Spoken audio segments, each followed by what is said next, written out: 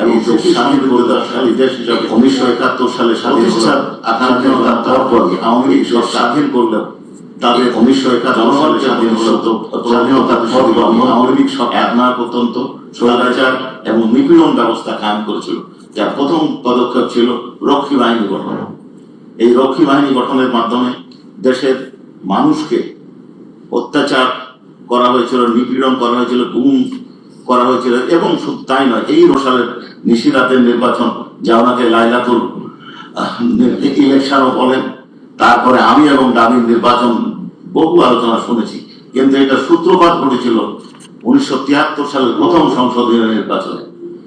ওই সময় বিরোধী কণ্ঠস্বর তেমন ছিল না বললেই চলে। একমাত্র বিরোধী কণ্ঠস্বর মেজর জলিল সাহেব নির্বাচিত হবেন, এবং এই নির্বাচনকে ঠেকানোর জন্য, নির্বাচনকে জনগণের রায়কে ভুলণ্ঠিত করার জন্য বরিশাল থেকে তার নির্বাচনী এলাকায় হেলিকপ্টার করে ব্যালট বাক্স ঢাকায় নিয়ে এসে তাকে পরাজিত করা হয়েছিল, পরাজিত দেখানো হয়েছিল। আমরা প্রত্যেকটা যে অভিযোগ এখানে আনয়ন করেছি, বর্ণনা দিয়েছি, তার তথ্যসূত্র আমরা বর্ণনা করেছি এবং ওই 5টা ভলিউমে আমরা দাখিল করেছি। এরপরে এই আওয়ামী লীগ শাসন আমলের আর একটা দিক হচ্ছে 1974 সালের ভয়াবহ দুর্ভিক্ষ। এই দুর্ভিক্ষে লক্ষ লক্ষ মানুষ নিহত হয়েছিলেন। একটি হিসাবে দেখা যায় গড়ে প্রতিদিন 15,000-এর বেশি লোক মারা যেত। গণতান্ত্রিক প্রক্রিয়ার কবর রচনা ও বাকশাল গঠন, স্বাধীনতা, মুক্তি এবং বহুদলীয় গণতন্ত্রের স্বপ্ন নিয়ে যে মুক্তিযুদ্ধ সংগঠিত হয়েছিল, সেই স্বপ্নকে ভুলণ্ঠিত করে 1975 সালের 25শে জানুয়ারি বাংলাদেশ সংবিধানে 4র্থ সংশোধনী আনয়ন এবং বাংলাদেশ কৃষক শ্রমিক আওয়ামী লীগ অর্থাৎ বাকশাল নামক সংগঠন প্রতিষ্ঠার মাধ্যমে গণতান্ত্রিক প্রক্রিয়ার কবর রচনা করে বাংলাদেশে চূড়ান্তভাবে একটি একদলীয় শাসন ব্যবস্থা চালু করা হয়। বাকশাল গঠনের পর অন্যান্য সকল রাজনৈতিক দলের কার্যক্রম নিষিদ্ধ করা হয়, সংবাদপত্রের স্বাধীনতা সীমিত করা হয়, সমস্ত ক্ষমতা কেন্দ্রীভূত হয় এক ব্যক্তি অর্থাৎ শেখ মুজিবুর রহমানের হাতে। সাধারণ নির্বাচন বা উপনির্বাচনে কোনো প্রার্থী হওয়ার কোনো সুযোগ ছিল না, যদি না তিনি বাকশাল প্রধান শেখ মুজিবুর রহমান কর্তৃক মনোনীত হতেন। এই বাকশাল প্রতিষ্ঠার মাধ্যমে মুক্ত সংবাদপত্রের কণ্ঠরোধ করা হয়। সরকার নিয়ন্ত্রিত 4টি পত্রিকা, দৈনিক Bangla, daily Bangladesh Times, daily Bangladesh observer এবং সাপ্তাহিক বিচিত্রা বাদে সকল পত্রিকার প্রকাশনা বন্ধ করে দেওয়া হয়।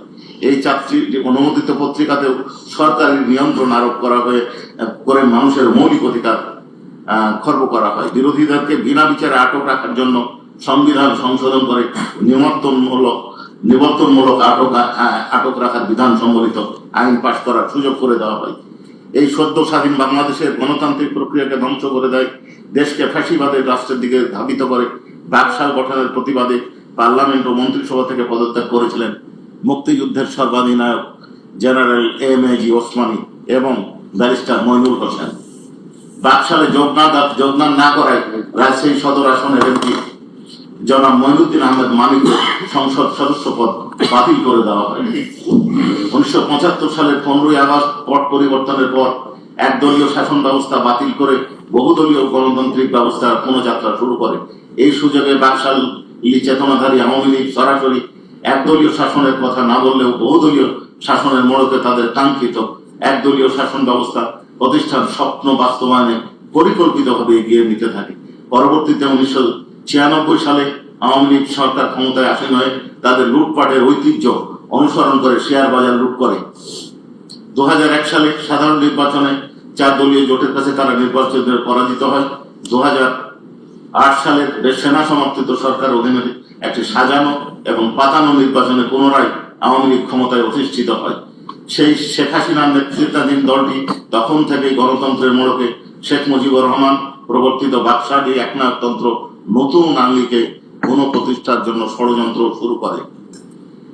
এই আওয়ামী দুঃশাসন ও ফ্যাসিবাদের যে 15 বছর, তার মধ্যে বেশ কয়েকটা সেগমেন্ট আমরা ভাগ করেছি। তার মধ্যে প্রথম বিষয়টা হচ্ছে নির্বাচনী ব্যবস্থা ও গণতান্ত্রিক প্রক্রিয়া ধ্বংস করা। জি, এই ক্ষেত্রে আমরা কয়েকটা সাবটাইটেল করেছি। এক হচ্ছে 2008 সালে ষড়যন্ত্রের মাধ্যমে আওয়ামী লীগের ক্ষমতা দখল ও ক্ষমতা কুক্ষিগত করার জন্য তত্ত্বাবধায়ক সরকার বাতিল করা। দোসরা জানুয়ারি 2007 সালের সশস্ত্র বাহিনী সামরিক শাসন কর্তৃক ক্ষমতার ব্যাক জোরে ক্ষমতায় এসে 100 তাদেরকে ক্ষমতা আনার জন্য যে প্রক্রিয়াটা অনুসরণ করেছিল তার মধ্যে উল্লেখযোগ্য ছিল 130টা সংসদীয় আসনের সীমানা পরিবর্তন করে তাদেরকে নির্বাচিত হওয়ার সুযোগ করে দেওয়া হয়েছিল। এরপরে মাননীয় ট্রাইব্যুনাল এবং দেশবাসী সকলেই জানেন যে 2014 সালে কিভাবে একতরফা এবং ভোটারবিহীন নির্বাচন অনুষ্ঠিত হয়েছিল। আর 2018 সালের নিশিরাতের নির্বাচন, যেটা একটু আগে আমি বললাম যে এটাকে অনেকে লাইলাতুল ইলেকশনও বলে থাকে। এরপরে এই 2018 সালের নির্বাচন ব্যাপকভাবে সমালোচিত হওয়ার পর তার এক নতুন পদ্ধতি, নতুন সিস্টেম, নতুন উদ্ভাবনী শক্তির মূল্যে আবিষ্কার করলেন আমি এবং দামির নির্বাচন। যেহেতু বিরোধী দল কেউ নির্বাচনে অংশগ্রহণ করলো না, এই জন্য তারা তাদের প্রার্থীকে দামি প্রার্থী হিসাবে দান করালেন। অর্থাৎ সরকারি দলের লোক সরকারি দলের বিরুদ্ধে কথা বলছে, সরকার বিরোধী দল বলছে সরকার দুর্নীতি করছে, অর্থাৎ বিরোধী দল মানে যারা নির্বাচন করছে, আর তাদের মহিলা সদস্যদেরকে মনোনীত করে দিচ্ছেন সরকার প্রধান। এইটা আমরা দেখেছি। এই নির্বাচনে আগের দিন এই নির্বাচনের ফলাফল ঘোষণার সময় কি দেখা গেল, প্রধান নির্বাচন কমিশনার বলছেন যে 28% ভোট কাস্ট হয়েছে। পিছন থেকে তাকে বলে দেওয়া হলো যে না, বলে দেন 42%, 40%।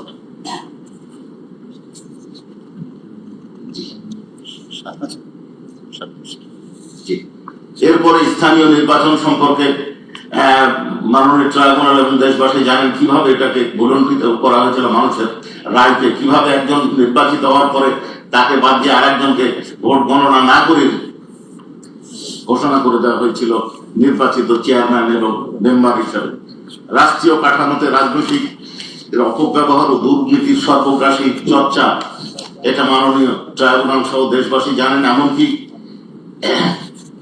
এই লক্ষ লক্ষ কোটি টাকা বিদেশে পাচার করা হয়েছে। কারো বাড়ি বিদেশে আছে, সর্বাধিক বাড়ি বাংলাদেশের একজন ব্যক্তির। আবার বেগম পাড়া গঠন করা হয়েছে, উন্নয়ন প্রকল্পের নামে দুর্নীতি করা হয়েছে। খরচ হচ্ছে 1000 কোটি টাকা, দেখানো হচ্ছে 5000 কোটি টাকা। দলীয় আনুগত্য বিবেচনায় বিচারপতিদের নিয়োগ, এই বিষয়টা আমি আর করতে চাচ্ছি না। দলীয় বিচারপতিদের মাধ্যমে বিরোধী দলমত নির্বাচনে মত ও ফ্যাসিবাদী শাসন ব্যবস্থা শক্তিশালী করা হয়েছে। বিচার প্রক্রিয়ায় বিদেশি হস্তক্ষেপের নজিরবিহীন উদাহরণ, এই বিষয়টি আমরা একটু আলোকপাত করতে চাই। একটি ট্রাইব্যুনাল গঠন করা হয়েছিল কিছু ব্যক্তি বা একটা নির্দিষ্ট সময়ে সংগঠিত অপরাধের বিচারের জন্য। এই বিচারে যাদেরকে বিচারক নিয়োগ করা হয়েছিল তারা প্রমোশনের লালসায় উচ্চ আদালতে যাওয়ার আকাঙ্ক্ষায় তৎকালীন প্রধান বিচারপতি এবং অন্যান্যদের সাথে গোপনে যোগাযোগ করতেন। অন্যান্য বিচারপতিরা শেখ হাসিনার সাথে গোপনে বৈঠক করতেন কিভাবে জাজমেন্ট দিতে হবে, কিভাবে সিদ্ধান্ত দিতে হবে, এবং এরপরেও তারা দেখলেন রায় তৈরি করতে পারতেন না। এই জন্য তারা বিদেশি এক ব্যক্তির সাথে যোগাযোগ করে রায়ের কাঠামো লিখে নিতেন। বিচার বিভাগের উপর নিয়ন্ত্রণ আরোপ এবং প্রধান বিচারপতি অপসারণের জন্য যে সিস্টেমটা আমাদের দেশে গড়ে উঠেছিল 75 সালের 15ই আগস্টের পর থেকে, সেটাকে পরিবর্তন করে সুপ্রিম জুডিশিয়াল কাউন্সিল বাতিল করে সংসদের হাতে, অর্থাৎ আওয়ামী লীগ নিয়ন্ত্রিত সংসদের হাতে নিয়ে যাওয়া হয়েছিল। গুম ও বিচার বহির্ভূত হত্যাকাণ্ড, গুম এবং বিচার বহির্ভূত হত্যাকাণ্ড এটা নিত্য নৈমিত্তিক ঘটনা হয়ে দাঁড়িয়েছিল। এই সময় কেউ যদি সরকারের কোনো বিরোধিতা করতেন, কোন দল যদি বিরোধিতা করতেন, তাহলে সেই দলের নেতৃস্থানীয় ব্যক্তি বা তার সাথে সংশ্লিষ্ট ব্যক্তি বা তাদের সাথে যোগাযোগ যারা করতেন তাদেরকে নিয়ে যে গুম করে দেওয়া হতো, অনেকে খুন করে দেওয়া হতো। এবং এমন একটা ভয়ের সংস্কৃতি তৈরি করা হয়েছিল যাতে জনগণ যেন এদের অপকর্মের কোনো প্রতিবাদ না করে। পৃষ্ঠা 23। মিজানুল ইসলাম।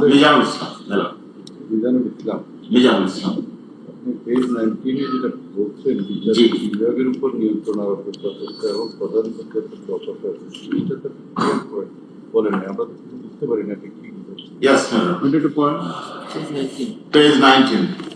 সাবেক প্রধান বিচারপতি জনাব সুরেন্দ্র কুমার সিনহা আওয়ামী লীগ সরকারের আস্থাভাজন হিসাবে প্রধান বিচারপতির পদে অধিষ্ঠিত হন এবং মানবতা বিরোধী অপরাধের বিচারের নামে আপিল বিভাগের প্রহসনমূলক বিচার ও রায়ের মাধ্যমে সরকারের এজেন্ডা বাস্তবায়নে সংক্ষিপ্ত রায় প্রদান পূর্বক জামাত ও বিএনপি নেতাদের মৃত্যুদণ্ড কার্যকর করে। এখানে একটা উদাহরণ আমরা দিতে পারি, সেটা হচ্ছে আব্দুল কাদের মোল্লা সাহেবের জাজমেন্ট, রিভিউ জাজমেন্ট প্রকাশ করার আগে শর্ট অর্ডারে তার মৃত্যুদণ্ড কার্যকর করা হয়েছিল।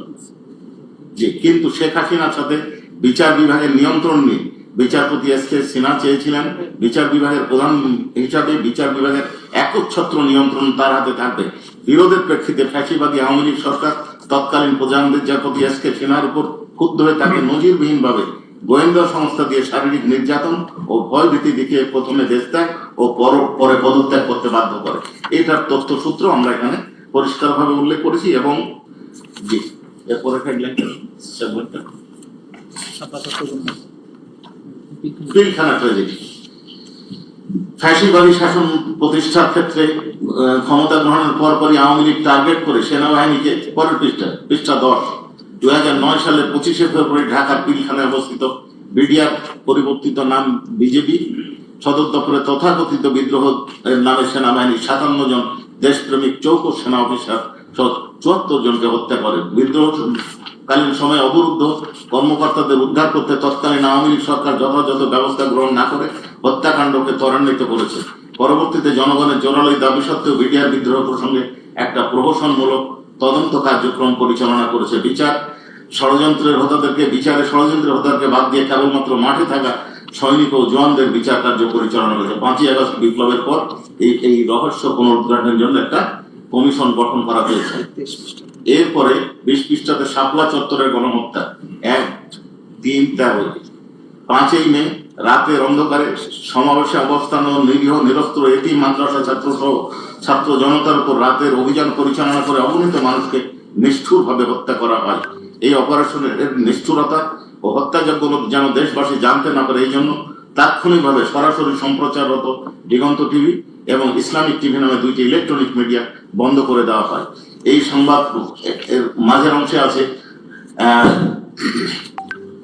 অধিকার নামক একটি সংগঠনের হত্যাকাণ্ডের বিষয়ে বর্ণনা দেওয়া, তার প্রধানের বিরুদ্ধে মামলা ডিজিটাল নিরাপত্তা আইনে মামলা দায়ের করে তাকে কারাদণ্ডে দণ্ডিত করা হয়।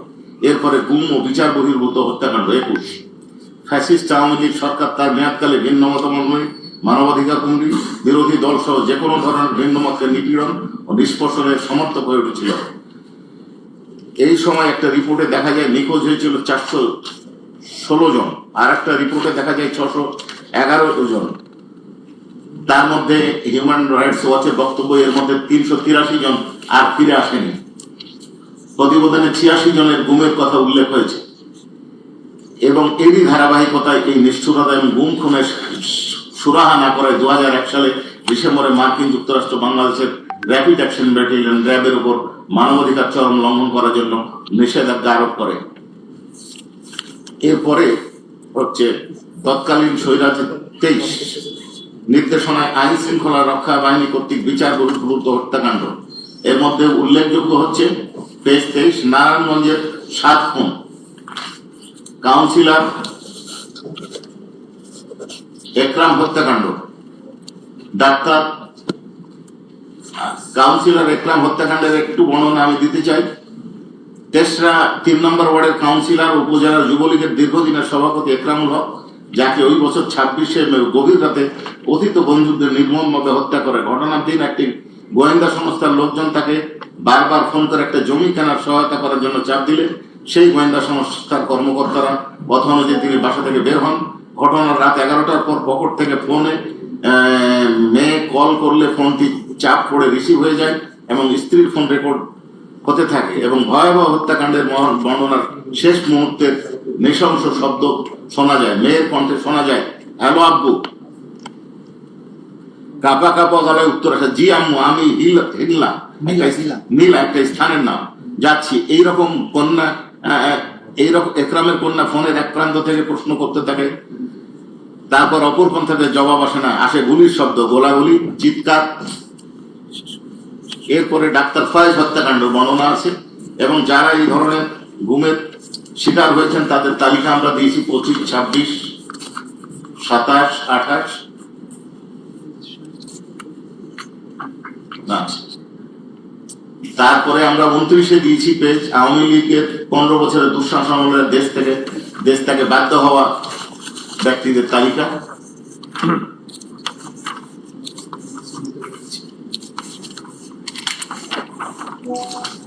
এরপরে এই যে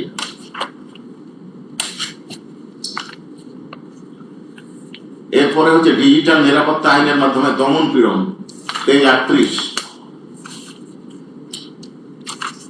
এই ডিজিটাল নিরাপত্তা আইনের মাধ্যমে নিপীড়িত উল্লেখযোগ্য ব্যক্তি সময়ের তালিকা আমরা উল্লেখ করেছি। নিত্য প্রয়োজনীয় দ্রব্যের অস্বাভাবিক মূল্য বৃদ্ধি। এরপরে আমরা যেটা বলছি ঘৃণার রাজনীতি, এইটা মাননীয় ট্রাইব্যুনাল আমি একটু উপস্থাপন করতে চাচ্ছি। ঘৃণার রাজনীতি, রাজাকার ও মুক্তিযুদ্ধের চেতনা শব্দের অপব্যবহার। 1971 সালের মহান স্বাধীনতা সংগ্রামের মধ্য দিয়ে বাংলাদেশ জন্ম হওয়ার পর থেকেই মুক্তিযুদ্ধকে পুঁজি করে ফ্যাসিবাদী আওয়ামী লীগ জাতিকে বিভক্ত করার অপচেষ্টায় লিপ্ত হয়, প্রচেষ্টা চালিয়ে যায়। নিজেদেরকে মুক্তিযুদ্ধের পক্ষের শক্তি ও বিরোধী মতাদর্শের যে কোনো ব্যক্তি, বিশেষত ইসলামী মনোভাবাপন্ন ব্যক্তিদের স্বাধীনতার বিপক্ষের শক্তি, রাজাকার ইত্যাদি নামে প্রচার করার মাধ্যমে এক ধরনের মানবিকরণ প্রক্রিয়া দীর্ঘদিন থেকে চলে আসছে। মুক্তিযুদ্ধের ইতিহাসের অপব্যাখ্যা করে শুধুমাত্র ফ্যাসিস্ট আওয়ামী লীগ সরকার ও রাজাকার নামে অবৈধ ডিভাইড অ্যান্ড রুল পলিসি চালু করে বৈষম্য, এই প্যারের শেষে একটা সেপারেট সেগমেন্ট, বৈষম্য বিরোধী আন্দোলন ও রাজাকার ত্যাগ। যে কোনো গণহত্যা বা মানবতা বিরোধী অপরাধ সংগঠনের পূর্বে অপরাধীর একটা সাংস্কৃতিক বা মনস্তাত্ত্বিক প্রস্তুতি গ্রহণ করে, যার অন্যতম প্রধান উপাদান হলো অপমানজনক ও অবমাননাকর ভাষার ব্যবহার।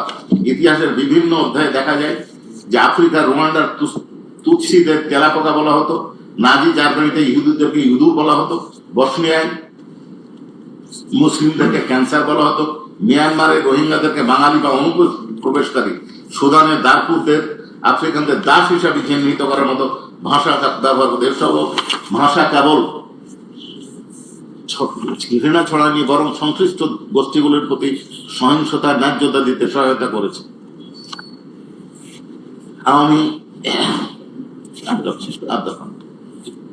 আওয়ামী সরকার গণমাধ্যম নিয়ন্ত্রণের বিষয়টা আছে, আমাদের 43 পৃষ্ঠা আছে গণমাধ্যমের উপর আঘাত। আওয়ামী এরপরে না লাইন বাই লাইন আছে,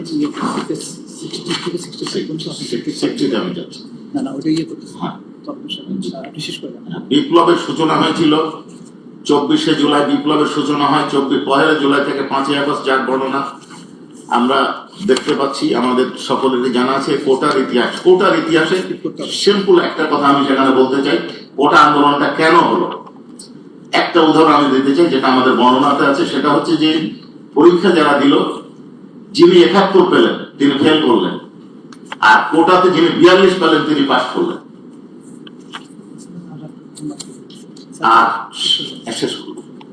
এবং শেখ হাসিনার মধ্যেকার 16 জুলাই এবং 18 জুলাই দুটো ফোন আলাপের অডিও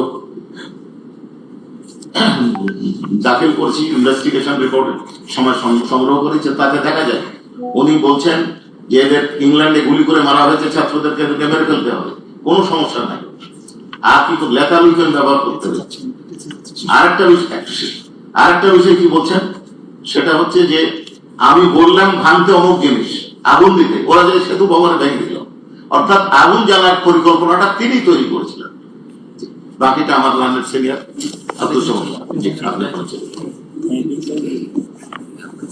আপনি শার্টের উপর না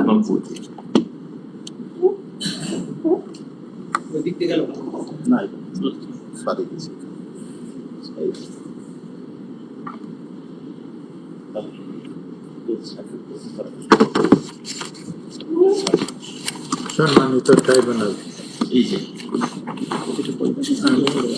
এই জুলাই বিপ্লবে সংঘটিত মানবাধিকার বিরোধী অপরাধের ভিকটিমদের পরিচয় পেজ 60 হেডিংটা হইল জুলাই বিপ্লবে সংগঠিত মানবতা বিরোধী অপরাধের পরিচয়।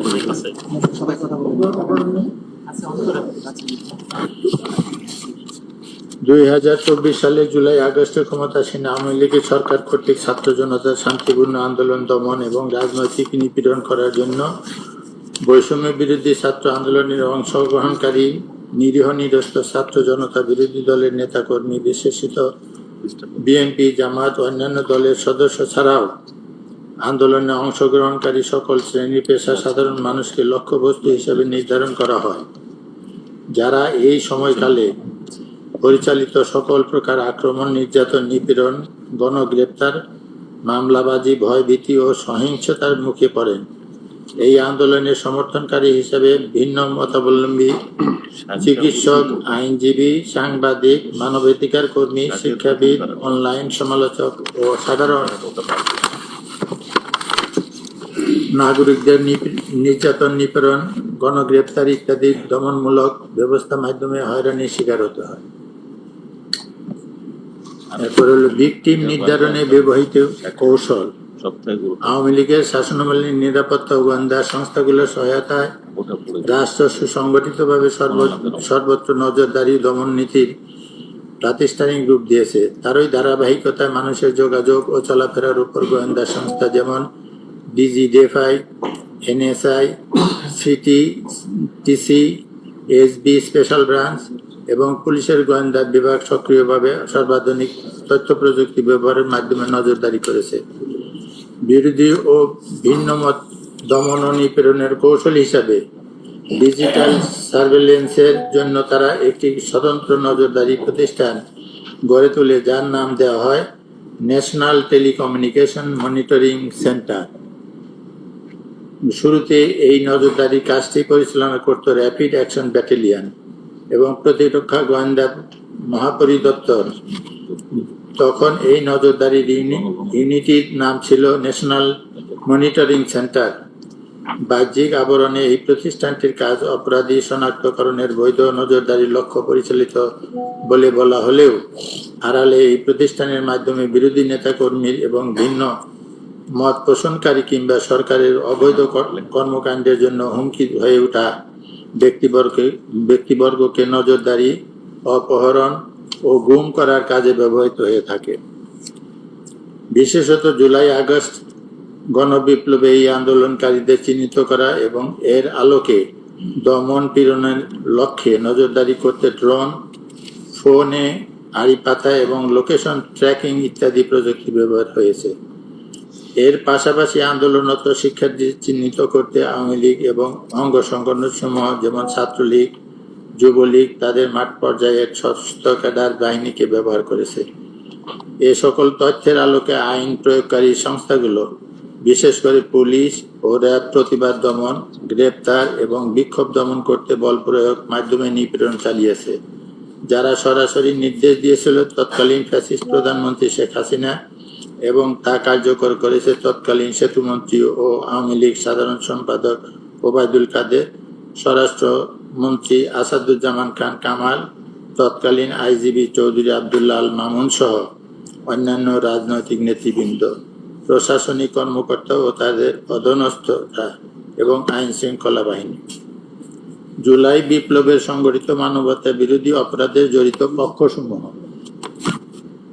2009 সালের ক্ষমতায় আরোহণের পর থেকে 2024 সালের 5ই আগস্ট পর্যন্ত অভিযুক্ত শেখ হাসিনা নেতৃত্বাধীন বাংলাদেশ আওয়ামী লীগ এবং বিভিন্ন অঙ্গ সংগঠন, বিশেষ করে বাংলাদেশ ছাত্রলীগ, আওয়ামী যুবলীগ ইত্যাদি বিভিন্ন সময় নির্যাতন, সহিংসতা ও মানবাধিকার লঙ্ঘনের ঘটনায় জড়িত থাকার অভিযোগে সমালোচিত হয়েছে।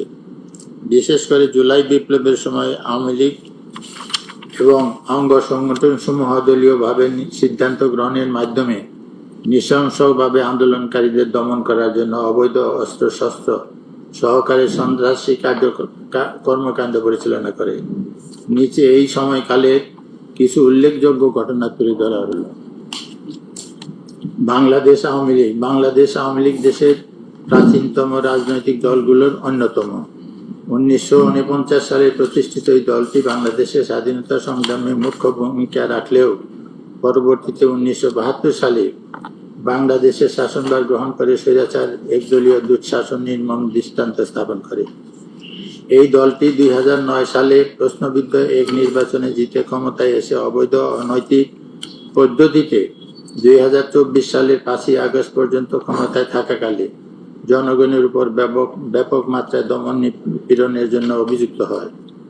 তবে নিজেদের যাবতীয় সন্ত্রাস, দুর্নীতি ও অপরাধমূলক কর্মকাণ্ডের বৈধতা দিতে আওয়ামী লীগ সময় সামনে নিয়ে আসে মুক্তিযুদ্ধে দলটির অবদান এবং মুক্তিযুদ্ধের চেতনা নামক এক বায়বীয় ধারণা, যা কেবলমাত্র আওয়ামী লীগ ও তার সমর্থকদেরকে স্বাধীনতার অতন্দ্র প্রহরী ও ধারক বাহক হিসাবে প্রতিষ্ঠা করায় এবং আওয়ামী চিন্তাধারার বাহিরে সকল দল ও মতকে স্বাধীনতা বিরোধী নাম দিয়ে খারিজ করে দেওয়ার অপচেষ্টা করে।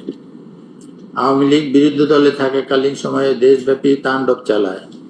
বিশেষ করে 2006 সালে 28শে অক্টোবর আওয়ামী লীগের দলীয় সিদ্ধান্তে লগি বৈঠা ও অস্ত্র ব্যবহারের মাধ্যমে সাপের মতো পিটিয়ে মানুষ হত্যার মতো নারকীয় কর্মকাণ্ড পরিচালনা করে, যা টেলিভিশনে সরাসরি সম্প্রচারের মাধ্যমে সারা পৃথিবী অবলোকন করে। এরপর ক্ষমতায় এসে বিডিআর হত্যাকাণ্ড, শাপলা চত্বর ম্যাসাকার, বিএনপি ও জামাতের বিক্ষোভ দমনের নামে শতাধিক মানুষ হত্যা, দেশব্যাপী গুম, ধর্ষণ, খুন ও সহ রাষ্ট্রীয় মদতে এবং অনাচারের রাজত্ব কায়েম করে, যেখানে দল হিসেবে আওয়ামী লীগের প্রায় সকল পর্যায়ের নেতাকর্মী সরাসরি অংশগ্রহণ করে এবং এর ফলে তাদের কোনো ধরনের জবাবদিহি দেওয়া হয়নি। Page 64 again, আইন শৃঙ্খলা।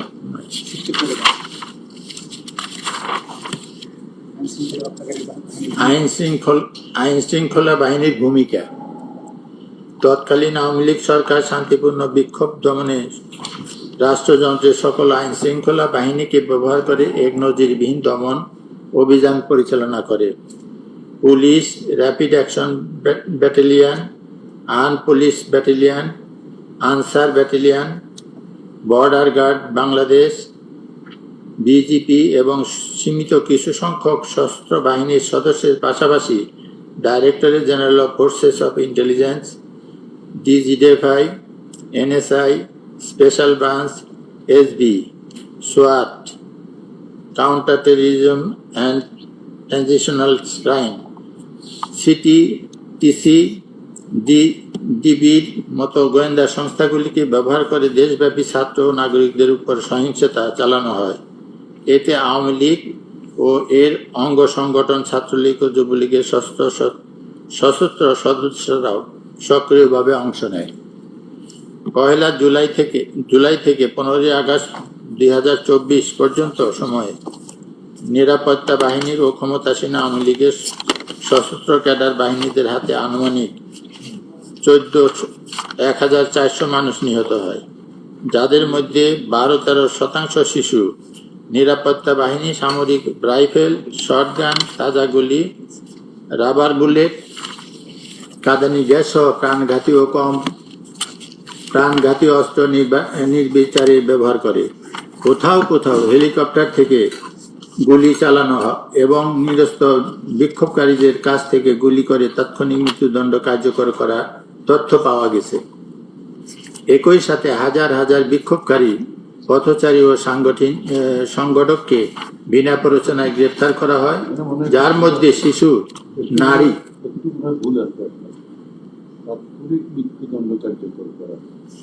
কার্যকর করার তথ্য পাওয়া গেছে। দণ্ড না, মৃত্যু কার্যকর।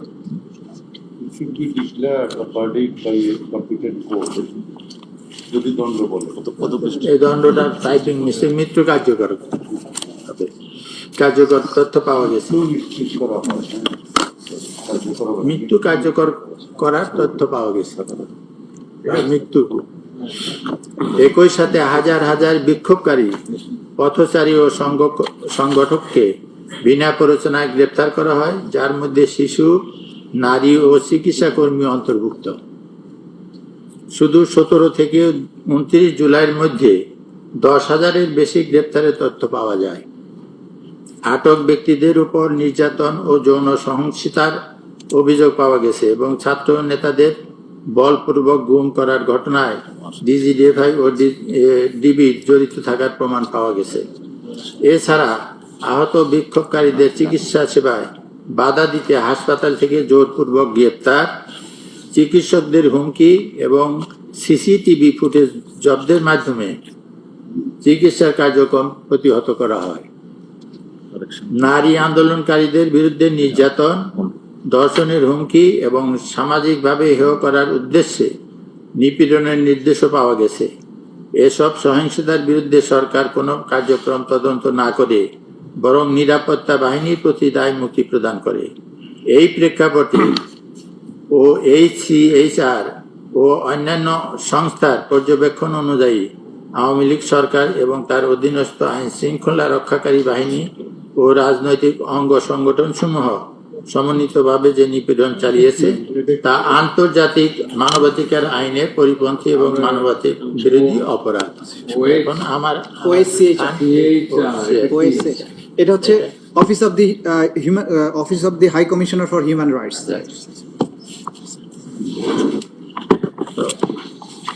এরপরে আমার লালের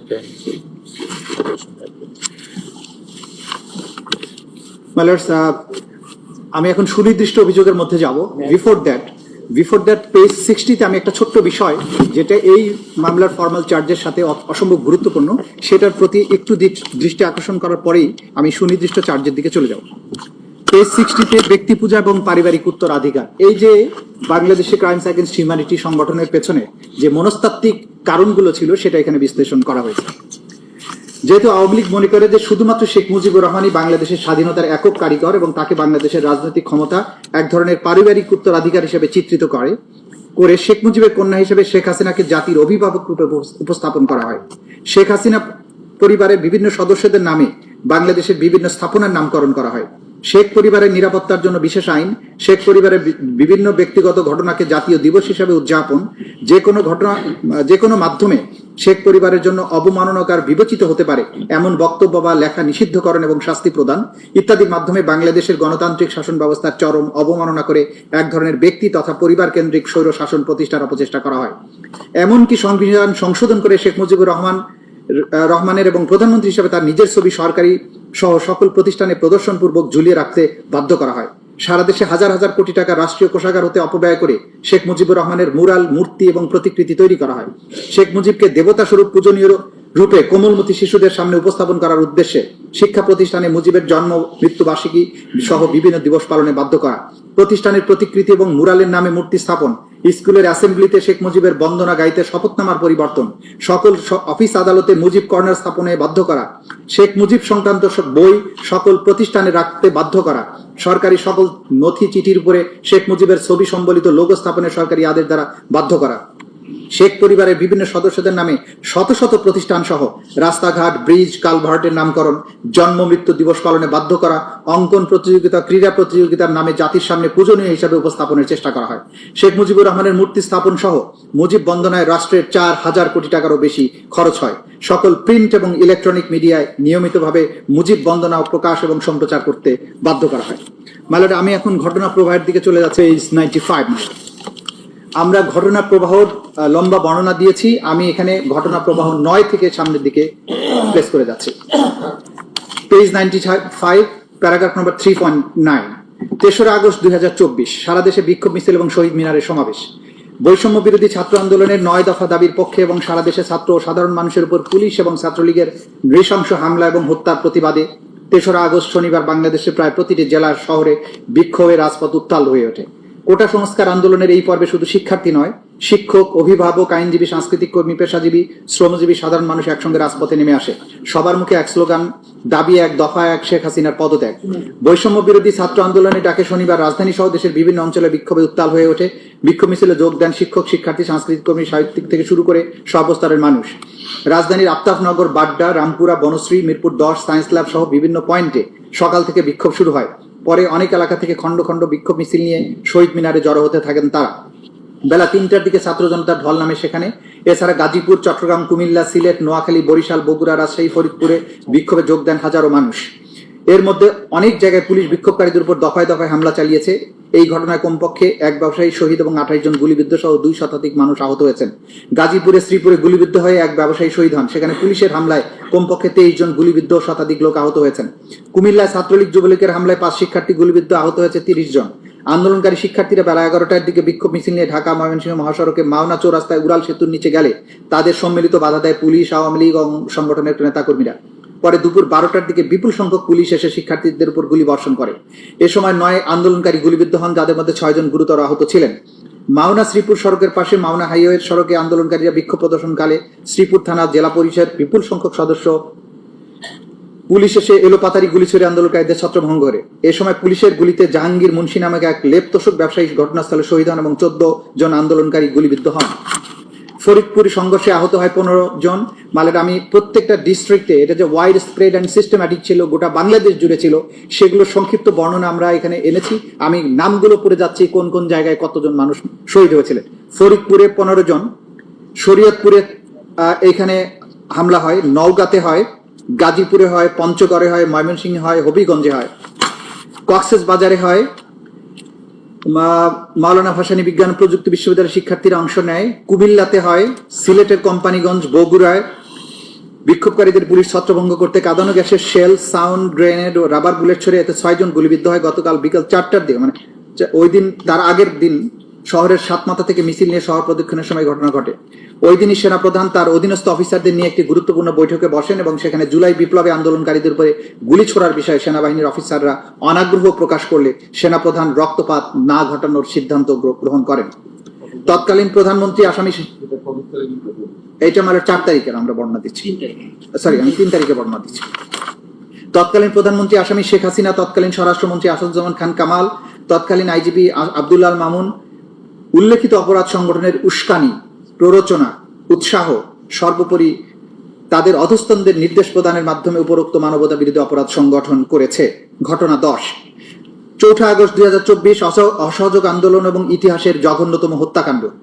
সকাল 10টা থেকেই শাহবাগে শেখ মুজিব বিশ্ববিদ্যালয়ের হাসপাতালের সামনে ছাত্রলীগ, আওয়ামী লীগ এবং নেতাকর্মীরা জড়ো হতে সশস্ত্র অবস্থানে থাকে। তারা রিভলভার, পিস্তল, শটগান, কাটার রাইফেল, রড, রামদা, বিভিন্ন ধরনের দেশীয় অস্ত্রশস্ত্র নিয়ে অবস্থান নেয়। আন্দোলনকারীরা শাহবাগে পৌঁছালে ছাত্রলীগ নেতাকর্মীরা তাদের মারধর করে। পরবর্তীতে ছাত্রদের উপর দায় চাপানোর জন্য হাসপাতালের ভেতরে আগুন লাগিয়ে দেয় সন্ত্রাসীরা। একই সময় বাংলা মোটর, আজিমপুর, খিলগাঁও, মোহাম্মদপুর, উত্তরা, টিকাটুলি, যাত্রাবাড়ি, ফার্মগেট, কারওয়ান বাজার, মিরপুর 10, শাহবাগ এলাকায় সংঘর্ষ ছড়িয়ে পড়ে। হামলা, গুলি, গ্রেনেড এবং লাশ। বাংলা মোটরে আওয়ামী লীগ নেতাকর্মীরা প্রকাশ্যে গুলি ছোড়ে আন্দোলনকারীদের ছত্রভঙ্গ করে দেয়। আজিমপুরে হাসিবুর রহমান মানিকের নেতৃত্বে আওয়ামী লীগ নেতাকর্মীরা শিক্ষার্থীদের উপর নৃশংস হামলা চালায়। উত্তরায় শিক্ষার্থীদের উপর চালানো গুলিতে অন্তত 18 জন গুলিবিদ্ধ হয়ে হাসপাতালে ভর্তি হন। মোহাম্মদপুর বাস স্ট্যান্ডে আওয়ামী লীগ কর্মীরা লাঠি এবং দেশীয় অস্ত্র নিয়ে জড়ো হয়ে পুলিশকে সহযোগিতা করে নিরস্ত্র শিক্ষার্থীদের উপর হামলা চালায়।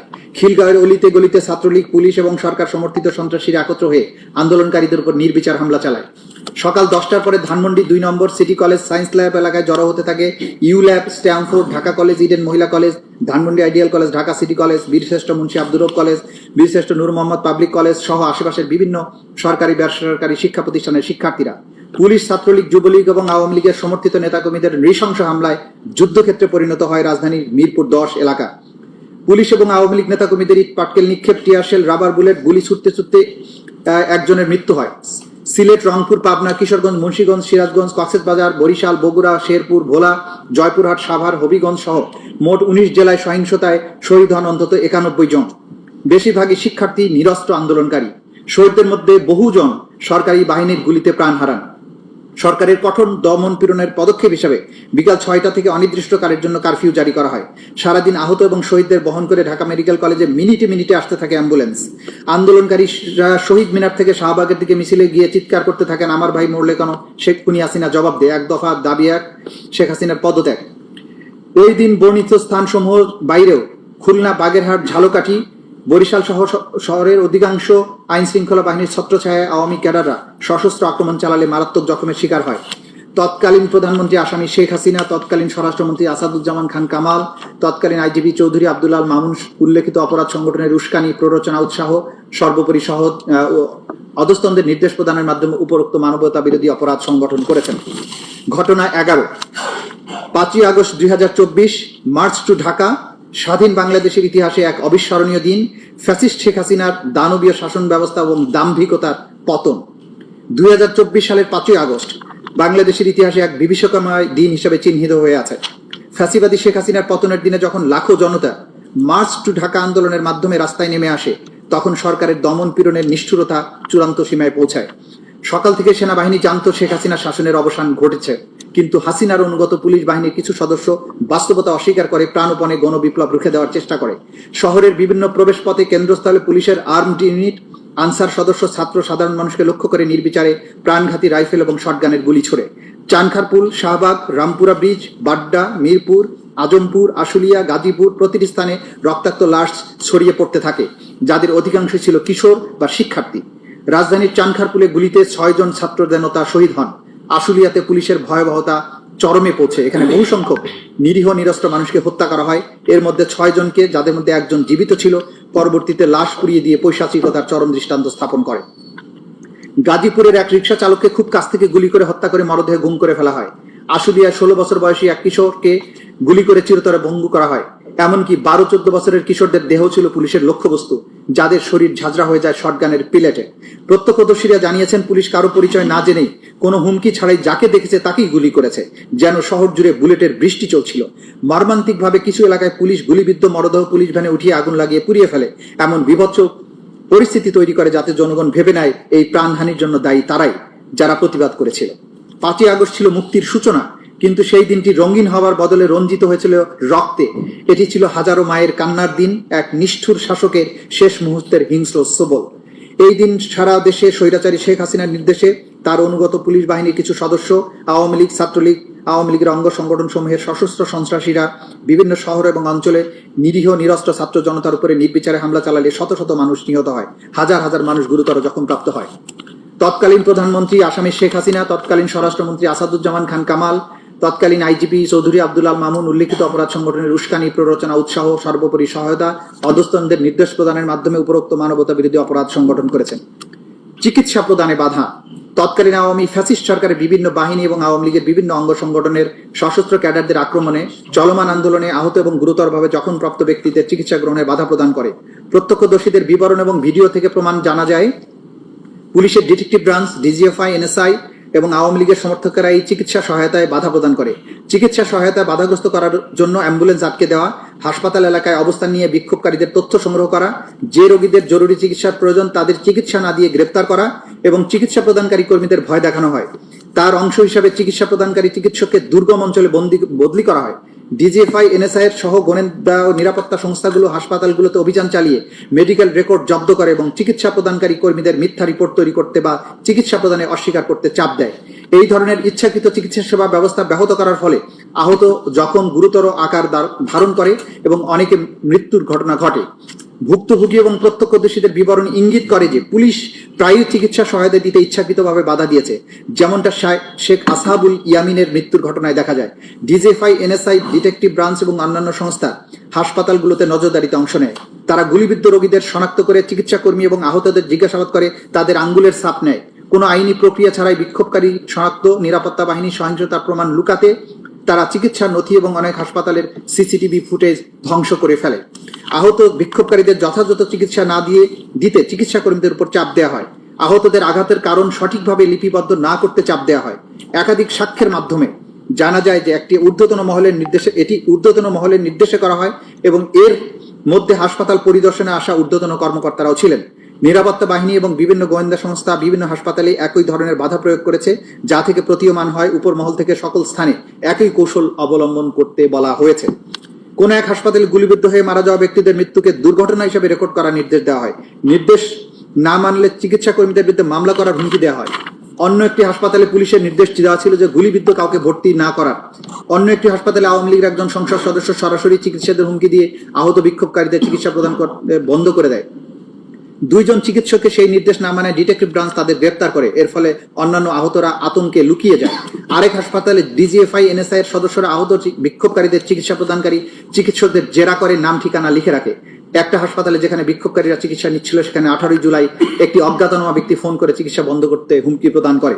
ছাত্রলীগ, আওয়ামী লীগ তাদের অঙ্গ সংগঠনের সমর্থকরা হাসপাতালে প্রবেশপথে উপস্থিত থেকে অ্যাম্বুলেন্স, অন্যান্য ব্যক্তিগত গাড়ি, রিক্সা আটকে দিতে পুলিশকে সাহায্য করে।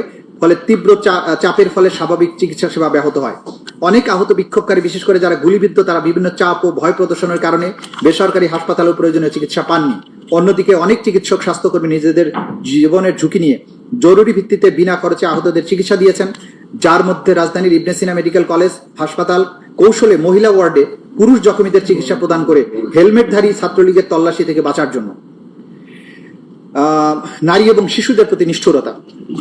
তৎকালীন আওয়ামী ফ্যাসিস্ট সরকারের বিভিন্ন বাহিনী এবং আওয়ামী লীগের বিভিন্ন অঙ্গ সংগঠনের রাজনৈতিক নেতাকর্মীদের মাধ্যমে চলমান আন্দোলনে নারী ও শিশুদের প্রতি নিষ্ঠুরতার দৃশ্য ফুটে ওঠে। নারী আন্দোলনকারীরাও নিরাপত্তা বাহিনী ও সশস্ত্র আওয়ামী লীগ কর্মীদের হামলা থেকে রেহাই পায়নি। ঢাকা বিশ্ববিদ্যালয় ইডেন কলেজে নারী শিক্ষার্থীদের উপর হামলার পাশাপাশি ঢাকার বিভিন্ন স্থানে যাত্রাবাড়ি, উত্তরা, ধানমন্ডি, মিরপুর, ঢাকার বাইরে সাভার, কুমিল্লা, সিলেট, রংপুরে নারী বিক্ষোভকারীদের উপর হামলা করা হয়। অনুরূপভাবে তাদেরকে নির্বিচারে গ্রেপ্তার ও নির্যাতন করে অন্যান্য নিপীড়নের শিকার হতে হয়েছে, যাতে নারীরা বিক্ষোভে অংশগ্রহণ না করে এবং নেতৃত্ব না দেয়, এই জন্য তাদের নির্যাতন করা হয়। নারীদের শারীরিক নির্যাতনের লক্ষ্যে তাদের মুখ, বক্ষ, পেলভিস, নিতম্ব ইত্যাদি লক্ষ্য করে আঘাত করা হয়। আঘাত করার পাশাপাশি নারী পরিচয়ের কারণে লাঞ্ছিত করা হয়। শারীরিক সহিংসতার পাশাপাশি বিক্ষোভকারী নারীদেরকে বেশ্যা, পতিতা, পাইকারি মেয়ে ইত্যাদি অকথ্য ভাষায় গালমন্দ করা হয়। পুলিশ এবং আওয়ামী লীগ, ছাত্রলীগ সহ তাদের অঙ্গ সংগঠনের কর্মীরা নারী বিক্ষোভকারীদের ধর্ষণ, উলঙ্গ করে দেওয়া সহ বিভিন্ন যৌন হয়রানির হুমকি দেয়। আওয়ামী লীগ কর্মীদের হাতে নারী বিক্ষোভকারীদের শারীরিক যৌন সহিংসতার একটা ঘটনা ঘটেছে আগস্টের প্রথম দিকে ঢাকায়। বাঁশের লাঠি হাতে কয়েকজন পুরুষ এক মহিলাকে আটকিয়ে তিন আন্দোলনকারী কিনা জানতে চায়, তার ব্যাগ এবং ফোন তল্লাশি করে একটি বাংলাদেশের পতাকা পাওয়ায় তার চুল টেনে ধরে, পোশাক ছিঁড়ে ফেলে এবং বক্ষ নিতম্বে চাপ দিয়ে ধরে রাখে ও অশ্লীল গালিগালাজ করে। আরেক ঘটনায় দুই ছাত্রলীগ কর্মী একজন নারী বিক্ষোভকারীকে তার পরিবারের অন্যান্য নারী সদস্যদের ধর্ষণের হুমকি দেয়, তাকে শারীরিকভাবে লাঞ্ছিত করে, বক্ষ গোপনাঙ্গে হাত দেয়, অশ্লীল মন্তব্য করে। পরবর্তী সেই ভুক্তভোগী নারীকে আবারও ফোন করে ধর্ষণের হুমকি দেওয়া হয়। প্রত্যক্ষদর্শীদের থেকে জানা যায় যে কুমিল্লা ছাত্রলীগের কর্মীরা বেশ কয়েকজন নারী বিক্ষোভকারীকে আক্রমণ করেছিল, যাদের মধ্যে দুইজন শিক্ষার্থী ছিল। তাদের প্রথমে আটক করা হয়, পরে শারীরিক নিগ্রহের পর পুলিশে হস্তান্তর করা হয়। এই আন্দোলনে বিপুল সংখ্যক শিশু কিশোর সক্রিয়ভাবে অংশগ্রহণ করে, যাদের মধ্যে উচ্চ বিদ্যালয়, কলেজ, ধর্মীয় মাদ্রাসার শিক্ষার্থী, অল্প বয়সী শ্রমিকও ছিল। আবার কেউ কেউ কৌতূহলবশত রাস্তায় বিক্ষোভ পর্যবেক্ষণ করছিল। অপরদিকে আন্দোলন দমনে আওয়ামী লীগ ক্যাডারদের সাথে অর্থনৈতিকভাবে অসচ্ছল পরিবার থেকে আসা সদস্যদেরও দেখা গেছে, যাদেরকে আওয়ামী লীগ অর্থ দিয়ে ভাড়া করে আন্দোলনকারীদের বিরুদ্ধে ব্যবহার করেছিল। আওয়ামী লীগ এই শিশুদের সহিংসতায় জড়াতে অর্থায়ন করেছে। ঢাকার আজিমপুর, বাড্ডা, ধানমন্ডি, ফার্মগেট, যাত্রাবাড়ি, মিরপুর, মোহাম্মদপুর, রামপুরা এলাকার বাইরে গাজীপুর, নারায়ণগঞ্জ, রংপুর, সিলেট অঞ্চলের শিশুদের শহীদ এবং গুরুতরভাবে আহত হওয়ার ঘটনা ঘটেছে। উল্লেখিত ঘটনা ছাড়াও নিরাপত্তা বাহিনী নির্বিচার রাইফেল এবং শটগানের প্রাণঘাতী গুলি ব্যবহার করে শিশু বিক্ষোভকারীদের হত্যা করেছে। উদাহরণস্বরূপ মোহাম্মদপুরে শান্তিপূর্ণ বিক্ষোভকারী জনতার উপর নির্বিচারে গুলি চালায়। এতে 17 বছরের বয়সী এক নিরস্ত্র শিক্ষার্থী মাথায় গুলিবিদ্ধ হয়ে 19 জুলাই শহীদ হয়। 18 জুলাই ধানমন্ডিতে আরেক 12 বছর বয়সী শিশু পুলিশের গুলিবর্ষণে প্রায় 200-র মতো ধাতব পেলেট শরীরে বিদ্ধ হয়ে আভ্যন্তরীণ রক্তক্ষরণে মারা যায়। আর অনেক শিশু আজীবনের জন্য পঙ্গুত্ব বরণ করেছে। অনেক শিশু গুরুতর আহত হয়েছে। আওয়ামী লীগের সমর্থকদের গুলিতে 16 বছর বয়সী এক কিশোরের পায়ে গুলি লাগায়, শেষ পর্যন্ত তার পা কেটে ফেলতে হয়। পুলিশের নির্বিচার গুলিতে ধাতব পেলেটের আঘাতে 17 বছরের কিশোরের উভয় চোখ অন্ধ হয়ে যায়। সবগুলো ঘটনা OSCHR এর প্রতিবেদন থেকে পাওয়া গেছে। শহীদদের মধ্যে খুবই অল্প বয়সী শিশু ছিল, যারা বাবা মায়ের সঙ্গে বিক্ষোভ মিছিলে গিয়েছিল বা ঘটনাস্থলের আশেপাশে দাঁড়িয়েছিল। নারায়ণগঞ্জে 6 বছর বয়সী একটি মেয়ে বাড়ির ছাদের উপর দাঁড়িয়ে বিক্ষোভ দেখার সময় মাথায় গুলিবিদ্ধ হয়ে শহীদ হয়। শিশুদের যেনতেন গ্রেপ্তার করে বিভিন্ন থানা, ডিটেকটিভ ব্রাঞ্চের কার্যালয় কিংবা কারাগারে প্রাপ্তবয়স্কদের সঙ্গে একই কক্ষে আটকে রাখা হতো। সেখানে তাদের নির্যাতন এবং অপদস্থ করা হতো। স্বীকারোক্তি আদায়ের লক্ষ্যে তাদের জবরদস্তিও করা হতো। তাছাড়া বেশ কয়েকজন কিশোর ছেলেকে আটক করে পুলিশ সদর দপ্তরের counter terrorism and transnational crime CTTC শাখায় প্রাপ্তবয়স্কদের সাথে একই কক্ষে আটকে রাখা হতো। রংপুরে 16 বছর বয়সী এক কিশোরকে বিনা বিচারে 13 দিন আটক রাখা হয়েছিল। ওই কিশোর সহ আরো অনেককে গ্রেপ্তার করা হয়েছিল আবু সাইদের হত্যার ঘটনার মোড় ঘুরিয়ে দেওয়ার জন্য। 17 বছর বয়সী এক কিশোরকে পুলিশ কর্মকর্তা হত্যার দায় স্বীকার করানোর জন্য যাত্রাবাড়ি থানায় 2 দিন ধরে পুলিশ হেফাজতে নির্যাতন করেছিল। এরপর তাকে ডিটেকটিভ ব্রাঞ্চ কার্যালয়ে নিয়ে পুনরায় নির্যাতন করা হয়েছিল। আটক রাখার 3 দিন পরে ওই কিশোরকে আদালতে হাজির করা হলে বিচারক তাকে আরো 7 দিনের রিমান্ডে রাখার নির্দেশ দেন। প্রাপ্তবয়স্ক বন্দীদের সঙ্গে রাখা হবে জেনেও, যদিও কিশোরের পক্ষে আইনজীবী আদালতের কাছে বলেছিলেন ভুক্তভোগী আসলে একজন শিশু এই ঘটনাটি গণমাধ্যমে প্রচারের পরে আরেক বিচারক কিশোরটিকে বিশেষ শিশু হেফাজত কেন্দ্রে রাখার নির্দেশ দেন। সেখানে ওই কিশোর 6 আগস্ট পর্যন্ত আটক ছিল। জুলাই মাসের 15 তারিখ থেকে আগস্টের 5 তারিখ পর্যন্ত কমপক্ষে 118 জন শিশু, কমপক্ষে 13 জন নারীকে হত্যা করা হয়। মালয়ার এরপরে আসামিদের পরিচিতি, আসামি শেখ হাসিনার বিস্তারিত পরিচয় আমরা উল্লেখ করেছি। তার বিরুদ্ধে কি কি মামলা আছে সেগুলো আমরা বলেছি। আসাদুজ্জামান খান কামালের পরিচয় দিয়েছি, চৌধুরী আব্দুল আল মামুনের পরিচয় দিয়েছি। এবার আমি চলে আসছি পেজ 108-এ। আসামিদের বিরুদ্ধে মানবতা বিরোধী অপরাধের বিবরণ।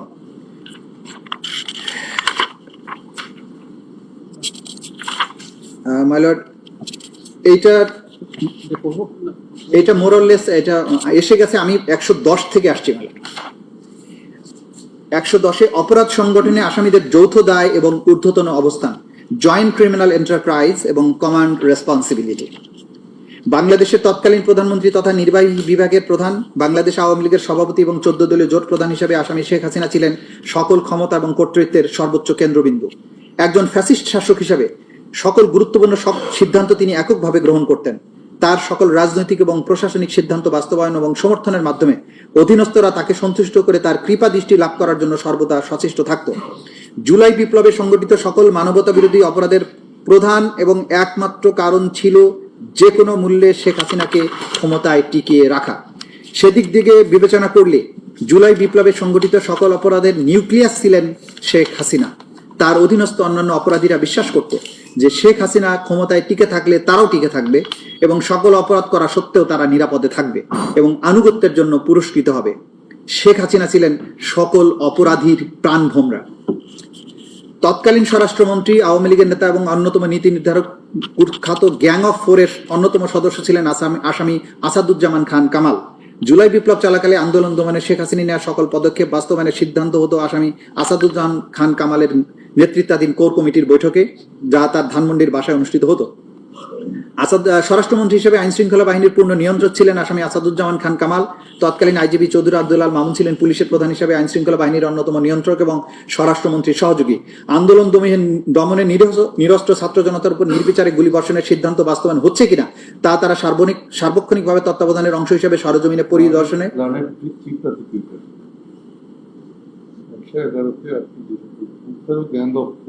জি গ্যাং অফ 4 এটা খুব পরিচিত একটা শব্দ ছিল। 4 জন ব্যক্তিকে নিয়ে একটা বিশেষ কমিটি ছিল। সেই কমিটি বসে, কমিটির সদস্য ছিলেন আসাদুজ্জামান খান কামাল, সালমান এফ রহমান, ওবায়দুল কাদের এবং আনিসুল হক।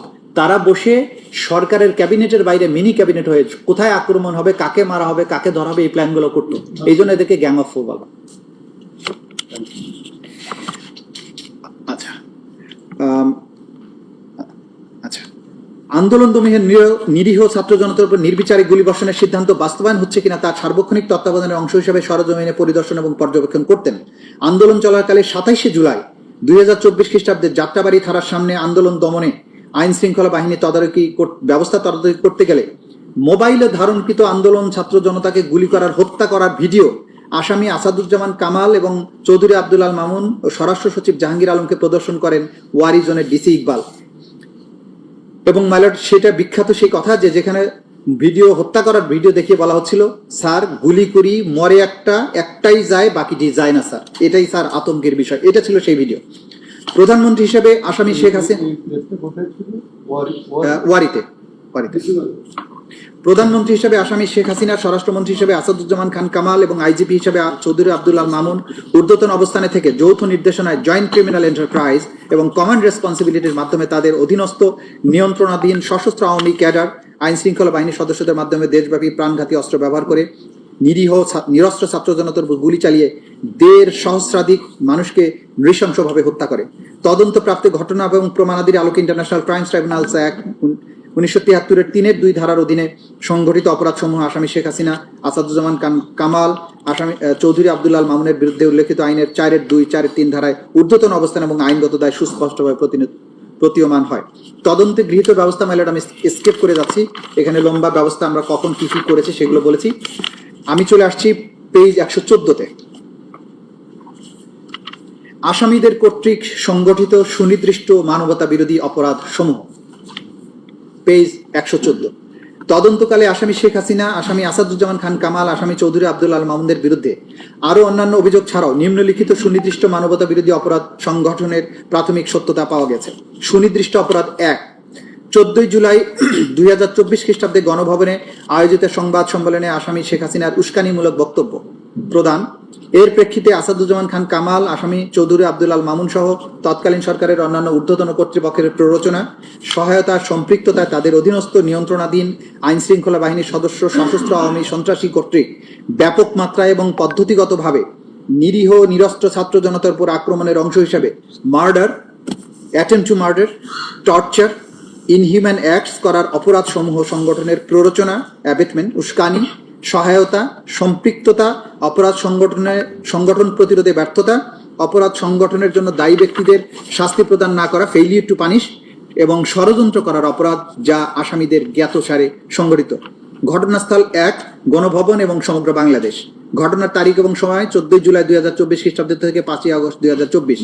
অপরাধের ধরন হত্যা, মার্ডার, হত্যা চেষ্টা, অ্যাটেম্পট টু মার্ডার, নির্যাতন, টর্চার, অন্যান্য অমানবিক আচরণ, ইনহিউম্যান অ্যাক্টস করার অপরাধ সমূহ সংগঠনের প্ররোচনা, অ্যাবেটমেন্ট, উস্কানি, ইনসাইটমেন্ট, সহায়তা, ফ্যাসিলিটেট, সম্পৃক্ততা, কমপ্লিসিটি, অপরাধ সংগঠন এবং প্রতিরোধে ব্যর্থতা, ফেইলিউর টু প্রিভেন্ট, ষড়যন্ত্র, কনস্পিরেসি মাধ্যমে the international crimes tribunals act 1973 এর 32AGH 414243 ধারার মানবতা বিরোধী অপরাধ সংগঠন, যা এই আইনের 20(2) এবং 20(a) ধারায় শাস্তিযোগ্য। আসামিদের নাম শেখ হাসিনা, আসাদুজ্জামান খান কামাল, চৌধুরী আব্দুল আল মামুন। অভিযোগের বিবরণ: 2024 সালে সরকারি চাকরিতে কোটা প্রদার যৌক্তিক সংস্কারের দাবিতে আন্দোলন চলাকালে 14 জুলাই 2024 তারিখ গণভবনে তৎকালীন প্রধানমন্ত্রী, আওয়ামী লীগ সভাপতি, 14 দলীয় জোট প্রধান আসামি শেখ হাসিনা সংবাদ সম্মেলনের আয়োজন করেন। উক্ত সংবাদ সম্মেলনে তিনি শিক্ষার্থীদের যৌক্তিক কোটা সংস্কার দাবি প্রসঙ্গে অবজ্ঞাসূচক এবং হিংসাত্মক বক্তব্য প্রদান করেন। বিশেষত আন্দোলন দমনের উদ্দেশ্যে তিনি সাধারণ শিক্ষার্থীদের রাজাকারের বাচ্চা, রাজাকারের নাতিপুতি বলে গালি দেওয়ার মাধ্যমে প্রকারান্তরে নিরীহ নিরস্ত্র আন্দোলনকারী ছাত্র জনতাকে রাজাকারের সাহেবে আখ্যায়িত করে তাদের নির্মূলের প্ররোচনা দেন।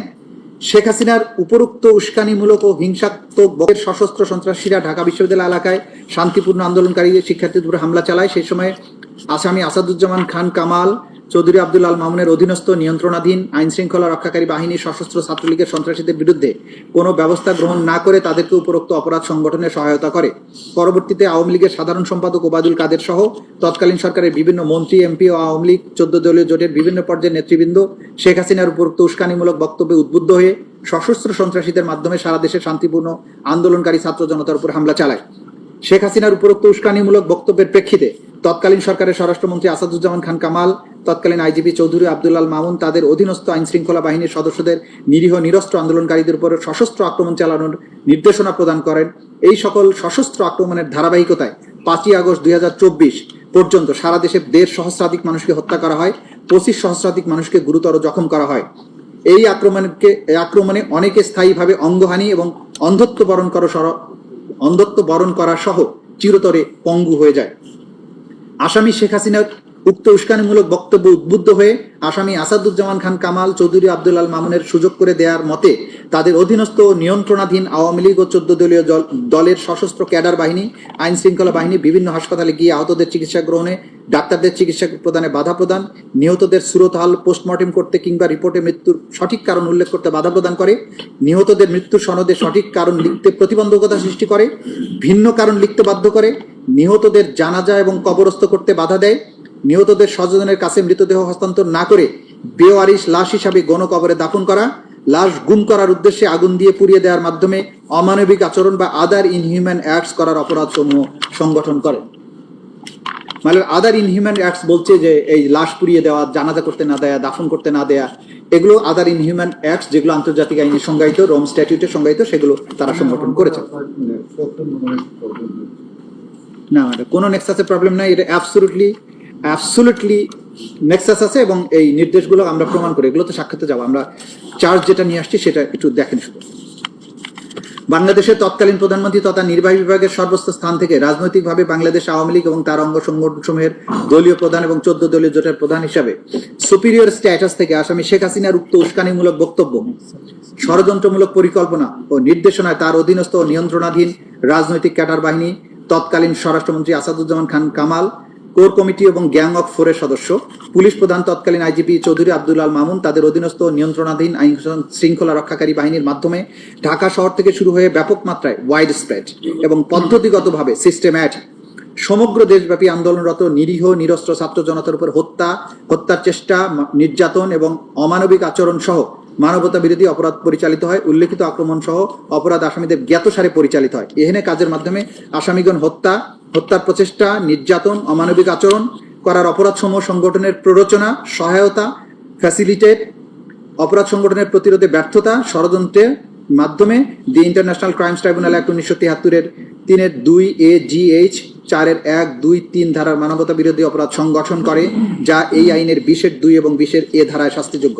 সুনির্দিষ্ট অপরাধ 2, আসামি শেখ হাসিনা কর্তৃক ছাত্র জনতার উপর হেলিকপ্টার, ড্রোন এবং প্রাণঘাতী অস্ত্র বা লিথাল ওয়েপন ব্যবহারের মাধ্যমে আন্দোলনকারীদের হত্যা ও নির্মূলের নির্দেশ তৎকালীন স্বরাষ্ট্রমন্ত্রী আসাদুজ্জামান খান কামাল, তৎকালীন আইজিপি চৌধুরী আব্দুল আল মামুন কর্তৃক আসামি শেখ হাসিনার উক্ত নির্দেশ বাস্তবায়ন ও তাদের নিয়ন্ত্রণাধীন এবং অধীনস্থ আইন শৃঙ্খলা বাহিনীর সদস্যদের নির্দেশনা দিয়ে করার মাধ্যমে অপরাধ সংগঠনের নির্দেশ, অর্ডার, সহায়তা, ফ্যাসিলিটেট, সম্পৃক্ততা, কমপ্লিসিটি এবং ষড়যন্ত্র, কনস্পিরেসির মাধ্যমে মানবতা বিরোধী অপরাধ সংগঠন করেছে, যা তাদের জ্ঞাতসারে কার্যকর করা হয়েছে।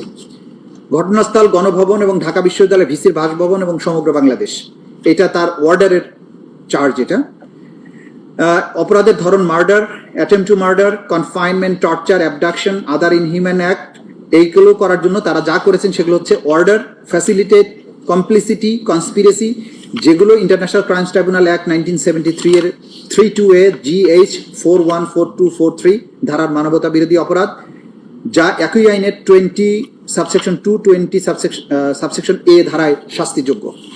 আসামিদের নাম শেখ হাসিনা, আসাদুজ্জামান খান কামাল, চৌধুরী আব্দুল আল মামুন। অভিযোগের বিবরণ: 2024 সালের 14 জুলাই রাতে তৎকালীন প্রধানমন্ত্রী, আওয়ামী লীগ সভাপতি, 14 জুলাই জোট প্রধান শেখ হাসিনা, ঢাকা বিশ্ববিদ্যালয়ের তৎকালীন ভাইস চ্যান্সেলর SM মাকসুদ কামালের মধ্যে অনুষ্ঠিত এক ফোন আলাপে দেখা যায় আসামি শেখ হাসিনা ক্ষমতার শীর্ষ থেকে রাষ্ট্রের প্রধান নির্বাহী পদে থেকে কোটা সংস্কারের দাবিতে দেশব্যাপী চলমান বৈষম্য বিরোধী ছাত্রজনতা শান্তিপূর্ণ শেখ হাসিনা আন্দোলনরত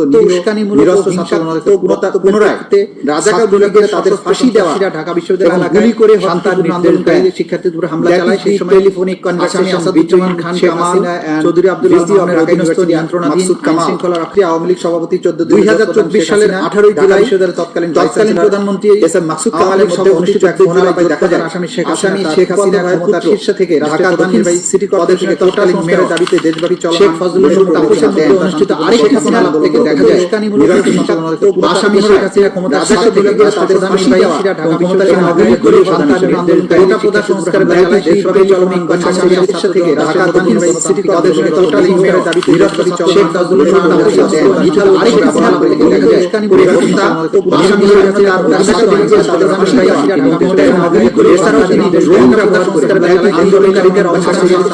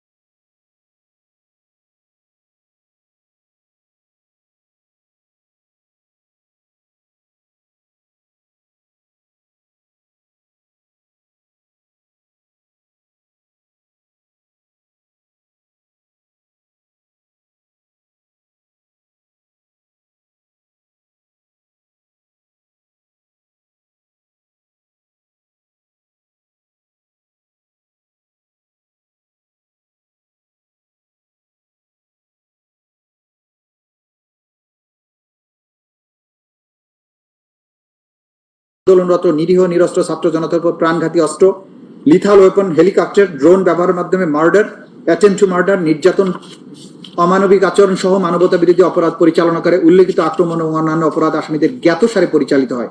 এহেন কাজের মাধ্যমে আসামিগণ মার্ডার, অ্যাবডাকশন, কনফাইনমেন্ট, টর্চার, পরিকল্পিতভাবে অগ্নিসংযোগের মাধ্যমে রাষ্ট্রীয় সম্পদ ধ্বংস করে তারা দায় আন্দোলনকারীদের উপর চাপিয়ে দিয়ে অন্যান্য অমানবিক আচরণ বা আদার ইনহিউম্যান অ্যাক্টস করার নির্দেশ, প্ররোচনা, সহায়তা, সম্পৃক্ততা এবং ষড়যন্ত্রের মাধ্যমে the international crimes tribunals act 1973 এর 32A GH 41423 ধারার মানবতা বিরোধী অপরাধ সংগঠন করেছেন, যা একই আইনের 20(2) এবং 20(a) ধারার শাস্তিযোগ্য অপরাধ। সুনির্দিষ্ট অপরাধ 3, আসামি শেখ হাসিনার উস্কানিমূলক বক্তব্য এবং মারণাস্ত্র ব্যবহার করে আন্দোলনরত ছাত্র জনতাকে হত্যার নির্দেশনার প্রেক্ষিতে আসামি আসাদুজ্জামান খান কামাল, আসামি চৌধুরী আব্দুল আল মামুন সহ তৎকালীন সরকারের অন্যান্য ঊর্ধ্বতন কর্তৃপক্ষের প্ররোচনা, সহায়তায়, সম্পৃক্ততা, তাদের অধীনস্থ এবং নিয়ন্ত্রণাধীন আইন শৃঙ্খলা বাহিনীর সদস্য, সশস্ত্র আওয়ামী সন্ত্রাসী কর্তৃক ব্যাপক মাত্রায় এবং পদ্ধতিগতভাবে নিরীহ নিরস্ত্র ছাত্র জনতার উপর আক্রমণের অংশ হিসাবে 16 জুলাই 2024 খ্রিস্টাব্দে রংপুরের বেগম রোকেয়া বিশ্ববিদ্যালয়ের সামনে আগ্নেয়াস্ত্র দিয়ে স্বল্প দূরত্ব থেকে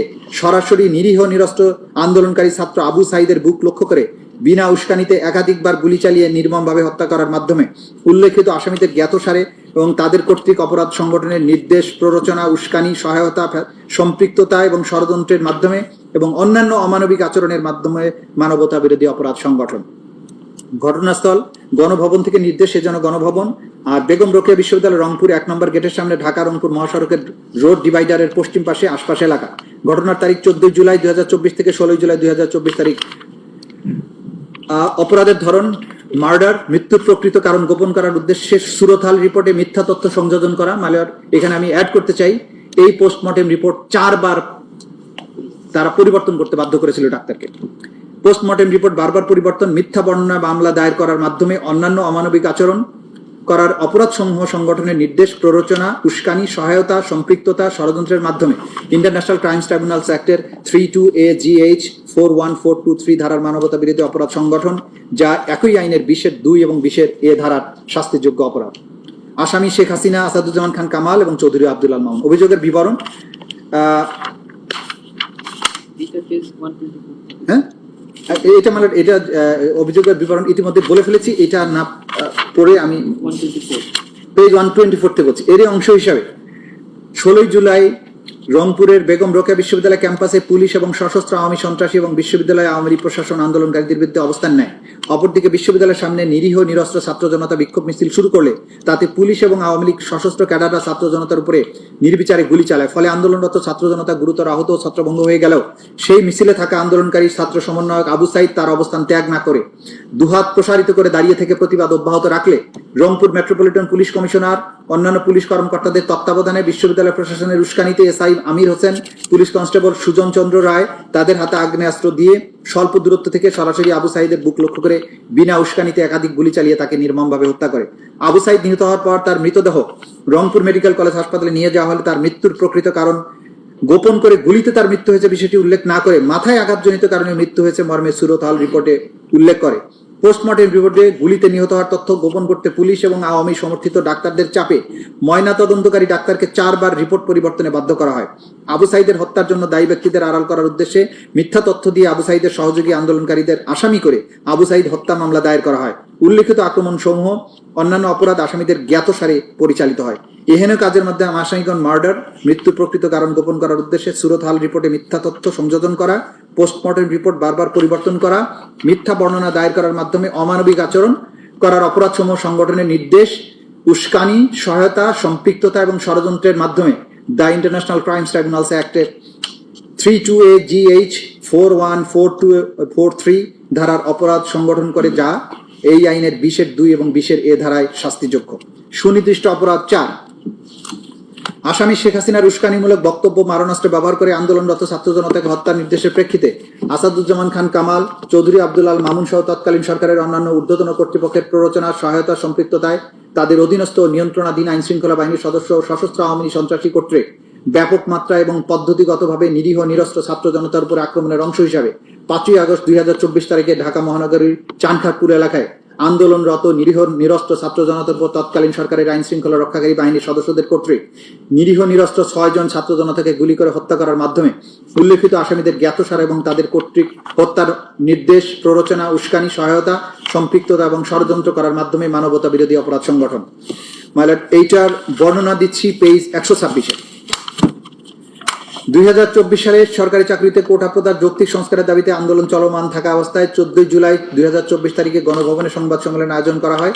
মানে এটা তো আগেরটা, এটার লাস্ট প্যারাগ্রাফ আমি চলে আসছি 127-এ, লাস্ট প্যারাগ্রাফ 127-এ লাস্ট প্যারাগ্রাফ থেকে। এর ধারাবাহিকতায় বৈষম্য বিরোধী ছাত্র জনতার আন্দোলনের কেন্দ্রীয় কমিটির মার্চ টু ঢাকা কর্মসূচি পালনের জন্য 5ই আগস্ট সারা দেশ থেকে জনগণকে ঢাকায় আসার আহ্বান জানানো হয়। স্বাধীনতা পরবর্তী সময়ে বাংলাদেশের মানুষের মনে যে বৈষম্যহীন একটি সমাজ প্রতিষ্ঠার স্বপ্ন জন্মেছিল তা বাস্তবায়নে গণতন্ত্র প্রতিষ্ঠার উদ্দেশ্যে মার্চ টু ঢাকা কর্মসূচি পালনের উদ্দেশ্যে বাংলাদেশের প্রতিটি অঞ্চল থেকে নিরীহ, শান্তিপ্রিয়, মুক্তিকামী মানুষ 5ই আগস্ট ঢাকা অভিমুখে রওনা দেন। আসামি শেখ হাসিনা, আসাদুজ্জামান খান কামাল এবং চৌধুরী আব্দুল আল মামুন ষড়যন্ত্রমূলক পরিকল্পনা ও নির্দেশনায় আন্দোলন দমন করার সর্বাত্মক প্রচেষ্টার অংশ হিসেবে প্রাণঘাতী অস্ত্র বা লিথাল ওয়েপন ব্যবহার করে গুলি করার যে নির্দেশনা দেওয়া হয় তা বাস্তবায়নে ঢাকার বিভিন্ন প্রবেশ মুখের ন্যায় ঢাকা মেডিকেল কলেজ হাসপাতাল সংলগ্ন চানখারপুল ও তার আশেপাশের এলাকায় প্রাণঘাতী অস্ত্র, চাইনিজ রাইফেল, অস্ত্রশস্ত্রে সজ্জিত পুলিশ বাহিনীর 40-50 জন সদস্য মোতায়েন করা হয় 5ই আগস্ট সকাল থেকে। আসামিদের উক্ত নির্দেশ বাস্তবায়নের জন্য ডিএমপির তৎকালীন কমিশনার হাবিবুর রহমানের ওয়্যারলেস নির্দেশনার আলোকে যুগ্ম পুলিশ কমিশনার সুদীপ কুমার চক্রবর্তীর প্রত্যক্ষ তদারকিতে ঘটনাস্থলে উপস্থিত অতিরিক্ত পুলিশ কমিশনার শাহ আলম মোহাম্মদ আক্তারুল ইসলামের সরাসরি তত্ত্বাবধানে তার অধীনস্থদের নির্দেশ প্রদান, সহযোগিতা, সুযোগ তৈরির মাধ্যমে সহকারী police commissioner Mohammad Imrul, police পরিদর্শক মোহাম্মদ আরশাদ হোসেনের নির্দেশে constable Sujan, constable Imaj, constable Nasirul Islam এর মাধ্যমে প্রাণঘাতী চাইনিজ রাইফেল দিয়ে সুনির্দিষ্টভাবে গুলি করে ঘটনাস্থলে শাহবাগ থানাধীন চানখারপুল ও সংলগ্ন বংশাল ও চকবাজার এলাকায় সকাল হতে দুপুর 2:30টার মধ্যে শহীদ শাহরিয়ার খান আনাস, শহীদ শেখ মাহাদি হাসান জুনাইদ ওরফে মুস্তাকিম, শহীদ মোহাম্মদ ইয়াকুব, শহীদ মোহাম্মদ রাকিব হাওলাদার, শহীদ মোহাম্মদ ইসমামুল হক, শহীদ মানিক মিয়া ওরফে শাহরিক সহ মোট 6 জনকে নৃশংসভাবে হত্যা করে। এহেন কাজের মাধ্যমে আসামিগণ মার্ডার করার নির্দেশ, অর্ডার, প্ররোচনা, অ্যাবেটমেন্ট, উস্কানি, ইনসাইটমেন্ট, সহায়তা, ফ্যাসিলিটেশন, সম্পৃক্ততা, কমপ্লিসিটি, ষড়যন্ত্র, কনস্পিরেসির মাধ্যমে the international crimes tribunals act 1973 এর 328 GH 414243 ধারার মানবতা বিরোধী অপরাধ সংগঠন, যা একই আইনের 20-2 এবং 20-A ধারায় শাস্তিযোগ্য। সুনির্দিষ্ট অপরাধ 5, আসামি শেখ হাসিনার উস্কানিমূলক বক্তব্য এবং মারণাস্ত্র ব্যবহার করে আন্দোলনরত ছাত্র জনতাকে হত্যা নির্দেশনার প্রেক্ষিতে আসামি আসাদুজ্জামান খান কামাল এবং আসামি চৌধুরী আব্দুল আল মামুন সহ তৎকালীন সরকারের অন্যান্য ঊর্ধ্বতন কর্তৃপক্ষের প্ররোচনা, সহায়তা এবং সম্পৃক্ততায় তাদের অধীনস্থ এবং নিয়ন্ত্রণাধীন আইন শৃঙ্খলা বাহিনীর সদস্য, সশস্ত্র আওয়ামী সন্ত্রাসী কর্তৃক ব্যাপক মাত্রায় পদ্ধতিগতভাবে নিরীহ নিরস্ত্র ছাত্র জনতার উপর আক্রমণের অংশ হিসেবে 5ই আগস্ট 2024 ঢাকার আশুলিয়া থানার সামনে এবং আশেপাশে এলাকায় আন্দোলনরত নিরীহ নিরস্ত্র ছাত্র জনতার উপর তৎকালীন সরকারের আইন শৃঙ্খলা রক্ষাকারী বাহিনীর সদস্যদের কর্তৃক নিরীহ নিরস্ত্র 6 জন ছাত্র জনতাকে গুলি করে তাদের মধ্যে 5 জনের মৃতদেহ এবং 1 জনকে জীবিত এবং গুরুতর অবস্থায় আগুন দিয়ে পুড়িয়ে দেওয়ার অপরাধ, যা আসামিদের জ্ঞাতসারে সংঘটিত হয়েছে। উক্তরূপ হত্যার নির্দেশ, প্ররোচনা, উস্কানি, সহায়তা, সম্পৃক্ততা, ষড়যন্ত্র এবং অন্যান্য অমানবিক আচরণ করার মাধ্যমে মানবতা বিরোধী অপরাধ সংগঠন। এইটার বর্ণনাটা আমরা দিয়েছি পেজ 131-এর লাস্ট প্যারাগ্রাফ। এর ধারাবাহিকতায় বৈষম্য বিরোধী ছাত্র জনতার আন্দোলনের কেন্দ্রীয় কর্মসূচির মার্চ টু ঢাকা কর্মসূচি পালনের জন্য 5ই আগস্ট সারা দেশ থেকে ঢাকায় আসার আহ্বান জানানো হয়। স্বাধীনতা পরবর্তী সময়ে বাংলাদেশের মানুষের জন্য মনে যে বৈষম্যহীন সমাজ প্রতিষ্ঠার স্বপ্ন জন্মেছিল তা বাস্তবায়নের উদ্দেশ্যে গণতন্ত্র প্রতিষ্ঠার উদ্দেশ্যে মার্চ টু ঢাকা কর্মসূচি পালনের উদ্দেশ্যে বাংলাদেশের প্রতিটি অঞ্চল থেকে নিরীহ, শান্তিপ্রিয়, মুক্তিকামী মানুষ 5ই আগস্ট ঢাকা অভিমুখে রওনা দেন। আসামি শেখ হাসিনা, আসাদুজ্জামান খান কামাল এবং চৌধুরী আব্দুল আল মামুনের ষড়যন্ত্রমূলক পরিকল্পনা ও নির্দেশনার আলোকে আন্দোলন দমন করার সর্বাত্মক প্রচেষ্টার অংশ হিসেবে প্রাণঘাতী অস্ত্র, লিথাল ওয়েপন মাধ্যমে গুলি করার যে নির্দেশনা দেয়া হয় তা বাস্তবায়নে স্থানীয় সংসদ সদস্য মোহাম্মদ সাইফুল ইসলাম, তৎকালীন ডিআইজি সৈয়দ নুরুল ইসলামের সরাসরি তত্ত্বাবধানে স্থানীয় পুলিশ ও আওয়ামী সশস্ত্র সন্ত্রাসীরা আশুলিয়া থানা এলাকায় জড়ো হওয়া ছাত্র জনতাকে বাধা প্রদান করে এবং গুলি করে হত্যা করতে থাকে। শেখ হাসিনার পতন এবং দেশ ত্যাগের পর মুক্তিকামী ছাত্র জনতা বিজয় উদযাপন করার জন্য রাজপথে নেমে আসলে আসামিদের পূর্বের নির্দেশের ধারাবাহিকতায় আশুলিয়া থানার আশেপাশে পুলিশ এবং আওয়ামী সশস্ত্র সন্ত্রাসীরা রাইফেল, শটগান, এসএমজি সহ নানা ধরনের আগ্নেয়াস্ত্র সজ্জিত হয়ে বিজয় উল্লাসরত সাধারণ ছাত্র জনতাকে বেপরোয়া গুলি করে শহীদ সাজ্জাদ হোসেন সজল, শহীদ আসবুর, শহীদ চান্দিল মাহমুদ সুজয়, শহীদ বাইজিদ বোস্তামি, শহীদ আবুল হোসেন সহ মোট 5 জনকে হত্যা করে এবং 1 জনকে গুলি করে আহত করে। এরপর আনুমানিক বিকাল 4টা থেকে 5টার মধ্যে ওই সমস্ত পুলিশ এবং আওয়ামী সন্ত্রাসীরা শহীদ হওয়া 5 জন যথাক্রমে শহীদ সাজ্জাদ হোসেন সজল, শহীদ আসবুর, শহীদ তানজিল মাহমুদ সুজয়, শহীদ বাইজিদ বোস্তামি, শহীদ আবুল হোসেন সহ মোট 5 জনের মৃতদেহ এবং 1 জনকে জীবিত ও গুরুতর আহত অবস্থায় একটি প্যাডেল ভ্যানে হাত পা ধরে নিক্ষেপ করে একত্রিত করে। তারপর প্যাডেল ভ্যান থেকে 5 জনের মৃতদেহ এবং 1 জনকে জীবিত ও গুরুতর আহত অবস্থায় আরেকটি পুলিশের পিকআপ ভ্যানে উঠিয়ে উক্ত মৃত এবং জীবিত দেহগুলোকে পেট্রোল ঢেলে আগুন ধরিয়ে দেয়। গুরুতর আহত ব্যক্তিকে হাত পা নাড়াতে দেখলেও নিষ্ঠুর এবং বর্বর পুলিশ তাকে উদ্ধার না করে বা চিকিৎসার ব্যবস্থা না করে আরো জ্বালানি কাঠ আগুনে নিক্ষেপ করে 6 জনকেই পুড়িয়ে অঙ্গারে পরিণত করে, যা আসামিদের জ্ঞাতসারে পরিচালিত হয়েছে বলে সহজে অনুমান করা যায়। এহেন কাজের মাধ্যমে আসামিগণ মার্ডার, টর্চার, মৃত ও জীবিত মানুষকে আগুন লাগিয়ে পুড়িয়ে অমানবিক আচরণ করার অপরাধসমূহ সংগঠনের নির্দেশ, প্ররোচনা, উস্কানি, সহায়তা, সম্পৃক্ততা এবং ষড়যন্ত্রের মাধ্যমে the international crimes tribunals act 1973 32AGH 414243 ধারার মানবতা বিরোধী অপরাধ সংগঠন, যা একই আইনের 20(2) এবং 20(a) ধারার অপরাধ ধারায় শাস্তিযোগ্য।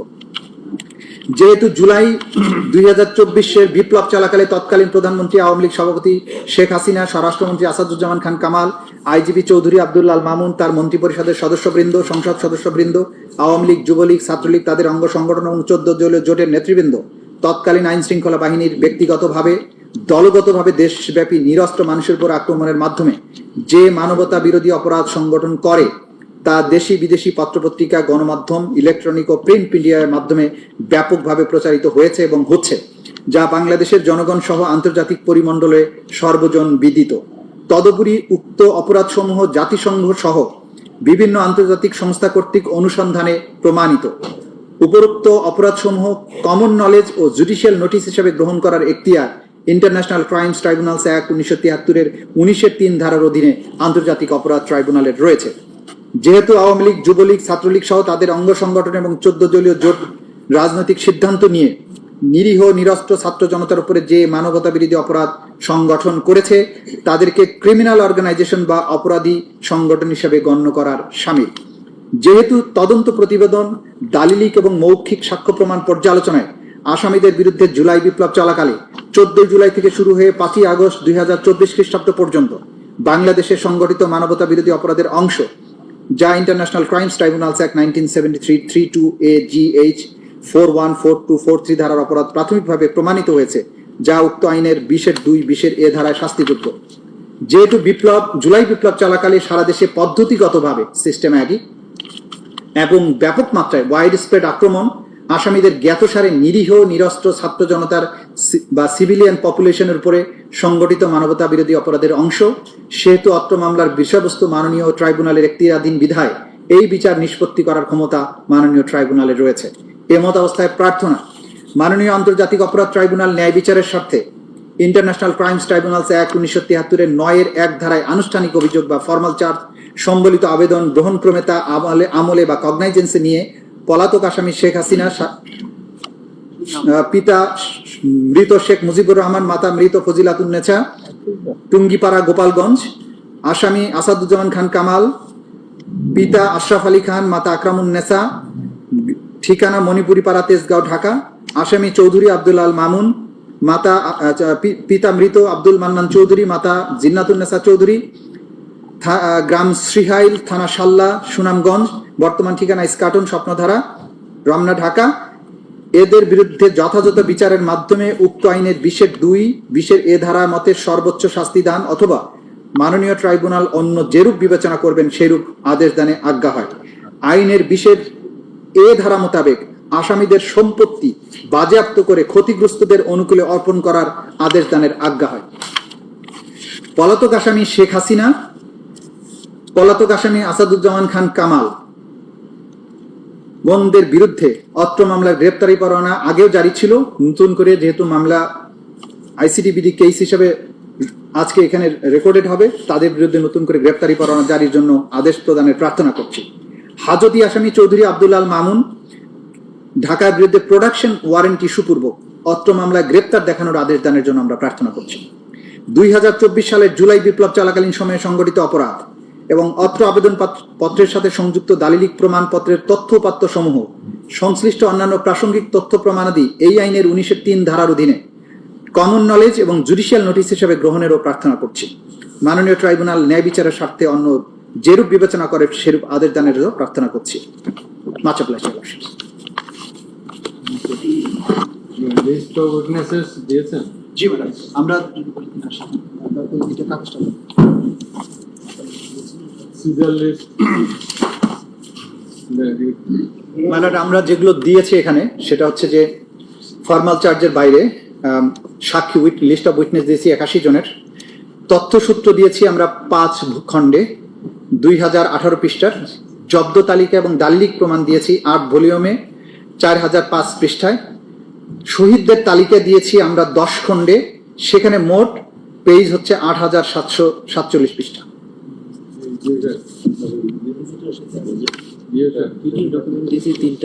সামারিটা এটা এটা মানে আমি লিখে টাইপ করে দিচ্ছি।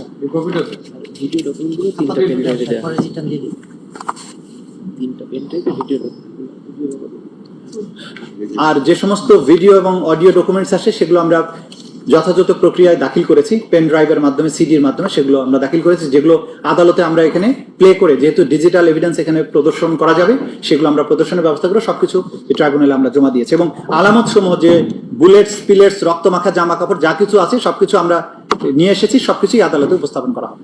আপনি সাবমিট করেছেন report of investigation, yes ma'am. Seizure list, seize materials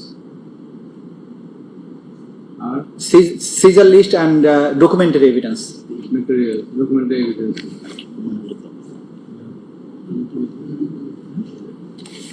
Much obliged. Thank you. Delighted Chief Prosecutor submitted formal charge against the accused, namely Sheikh Hasina, former Prime Minister of Bangladesh, accused Asaduzzaman Khan Kamal, former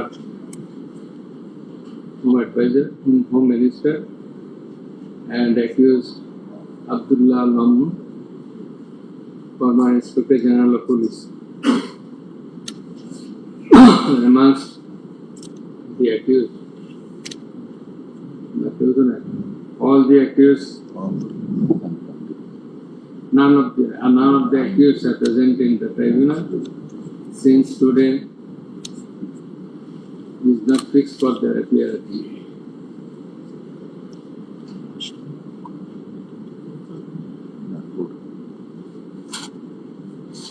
With the next parallel, with the formal charge, the learned Chief Prosecutor submitted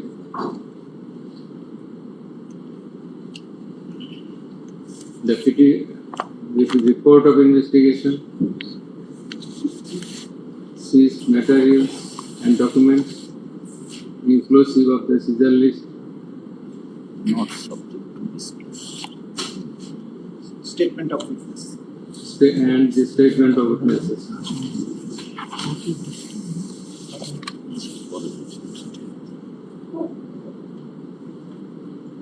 Next level in the petition, in the formal charge,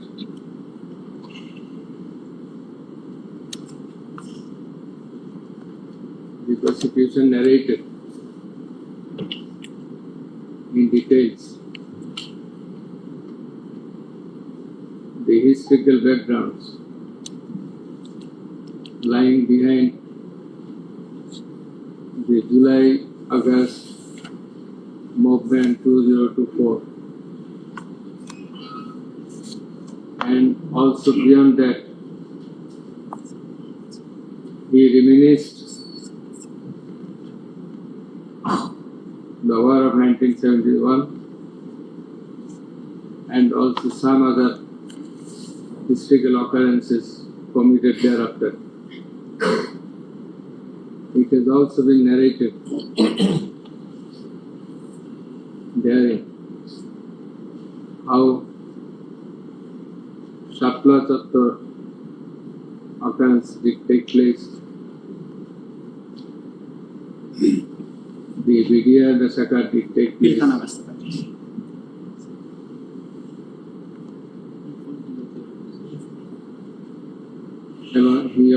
And he also narrated other historical criminal activities before and prior to the movement of July-August 2024. The learned chief prosecutor made a threadbare description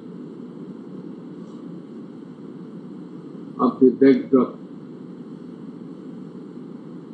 of the acts complained of.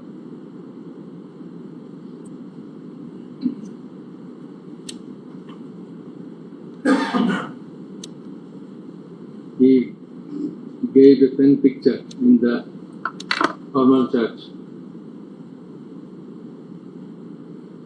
as to how the occurrences as a list did take place on different dates at different places under the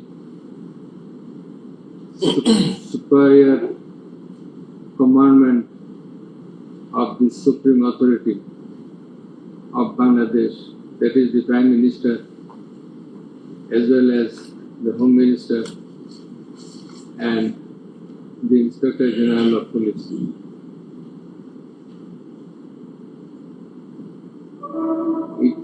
It has been averred in the church as well as in the submission of the learned chief prosecutor how all the occurrences as narrated therein were committed at the instance of the superior authorities of the country.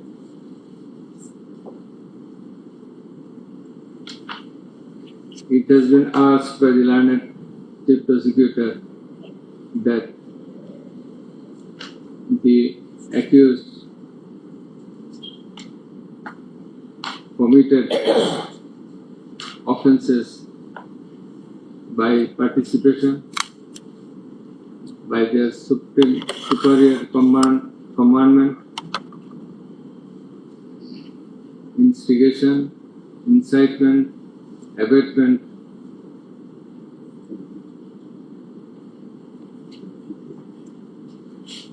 and facilitation.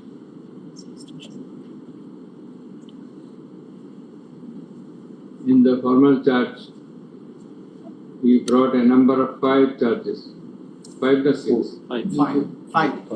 Number 5 charges. Categorically narrating how the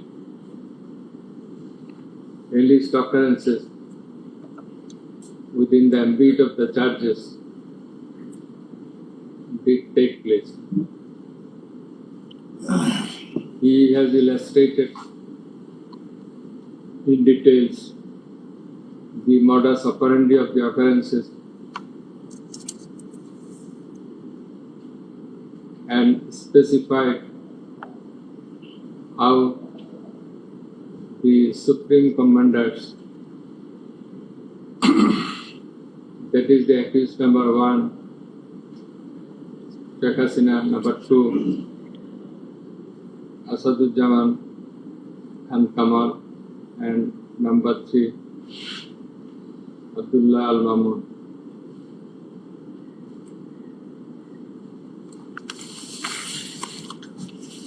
Directed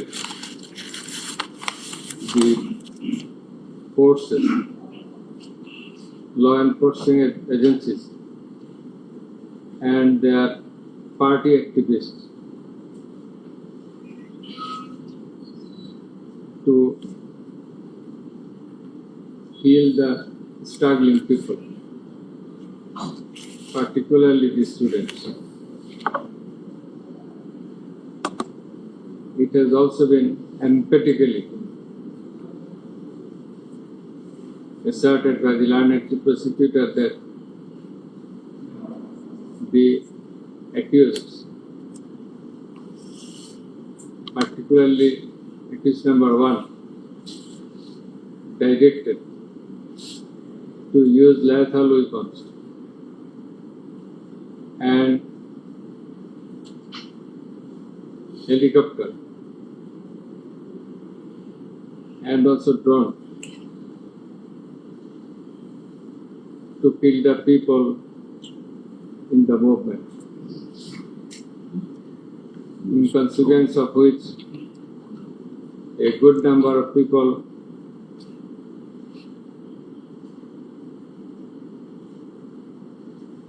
were killed and a large number of people have been seriously injured. সংখ্যা আছে নাকি আপনার? আমরা বলেছি 1400 নিহত এবং আহত হয়েছে 25,000. নাম্বারটা পরে লিখে দিন। মানে in support of the numbers we have submitted the documents as well. 1400 আর 25,000 লিখে দিন। 25,000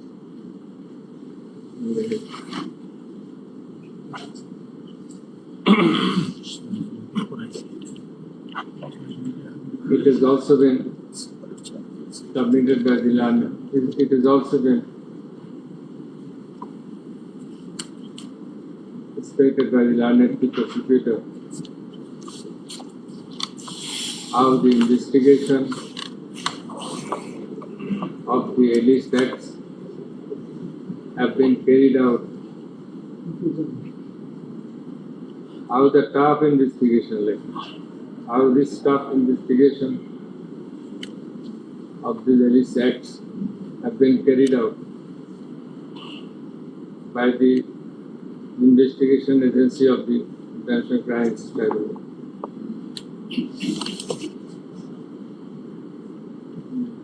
In conclusion, it has been asked by the learned prosecutor that the acts narrated in the formal charge, inclusive of the report of investigation, ostensibly constituted the offences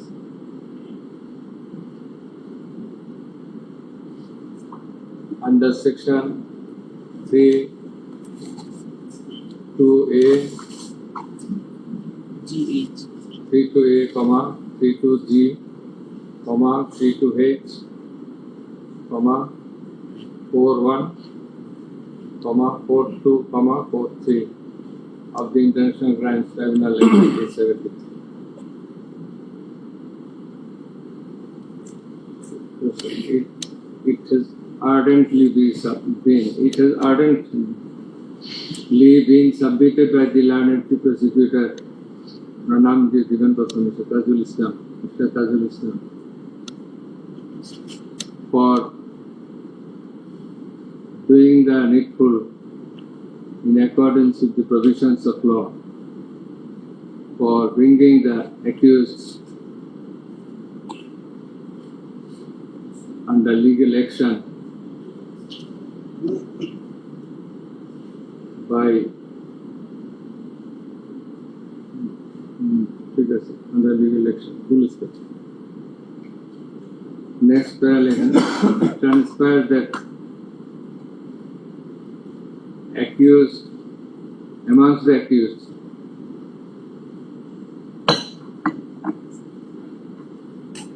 only one accused Mr. Abdullah Al Mahmoud has been arrested and is kept in custody. The remaining others, Sheikh Hasina and Asaduzzaman Al Farouk, Asaduzzaman Khan Kamal, are yet to be arrested.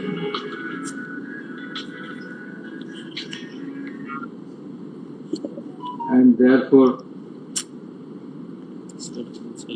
warrant of arrest afresh is required to be issued against them.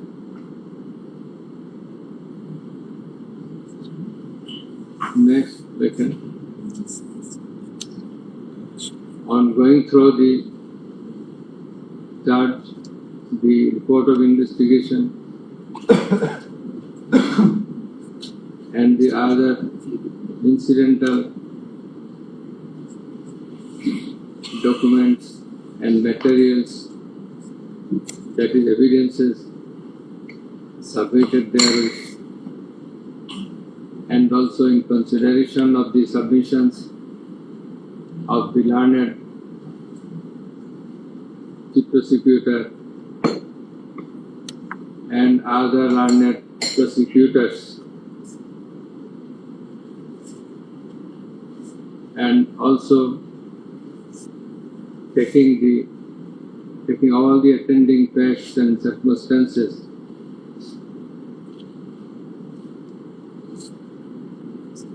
in relation to this matter, would you hold that if an offensive case has been established against the accused,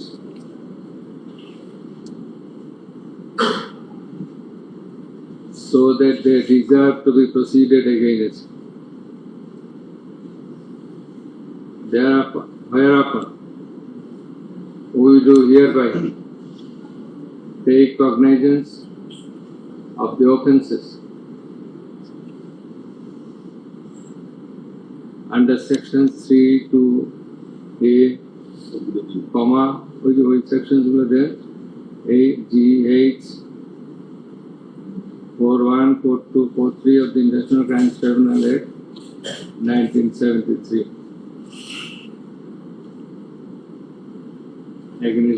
against all the three accused. Full stop. And that the case be registered and numbered as ICTBD case. Next second. Let warrant of arrest be issued afresh against accused Sheikh Hasina and Asaduzzaman Khan Kamal, fixing Both Madam, the regular date is fixed on 16th of June. That is after the Eid vacation. So 16th July. June, this month. Fixing 16/6/2025 for execution report, for appearance of the accused, absconding accused, and also for protection of the accused in custody. Yes. Next, we can let a copy of this order.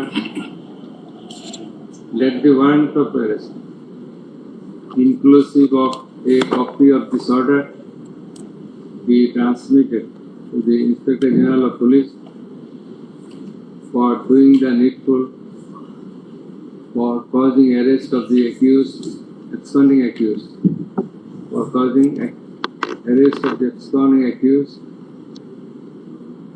at his end. Next, the registrar will do the needful. Much obliged. Assembly appeal করার পর একটা direction দিতে হবে।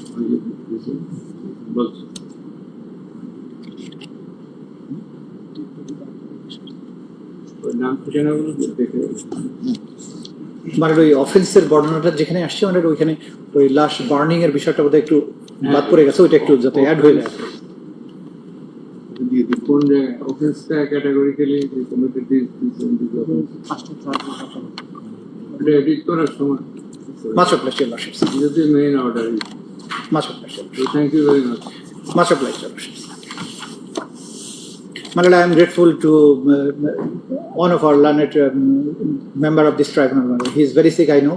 My Lord, তিনি তার কষ্ট, শারীরিক কষ্ট সত্ত্বেও উনি I am very much obliged to his lordship. very much you. Thank you very much. Took the risk of coming and attending. Much obliged. Your Lordship. Thank you very much.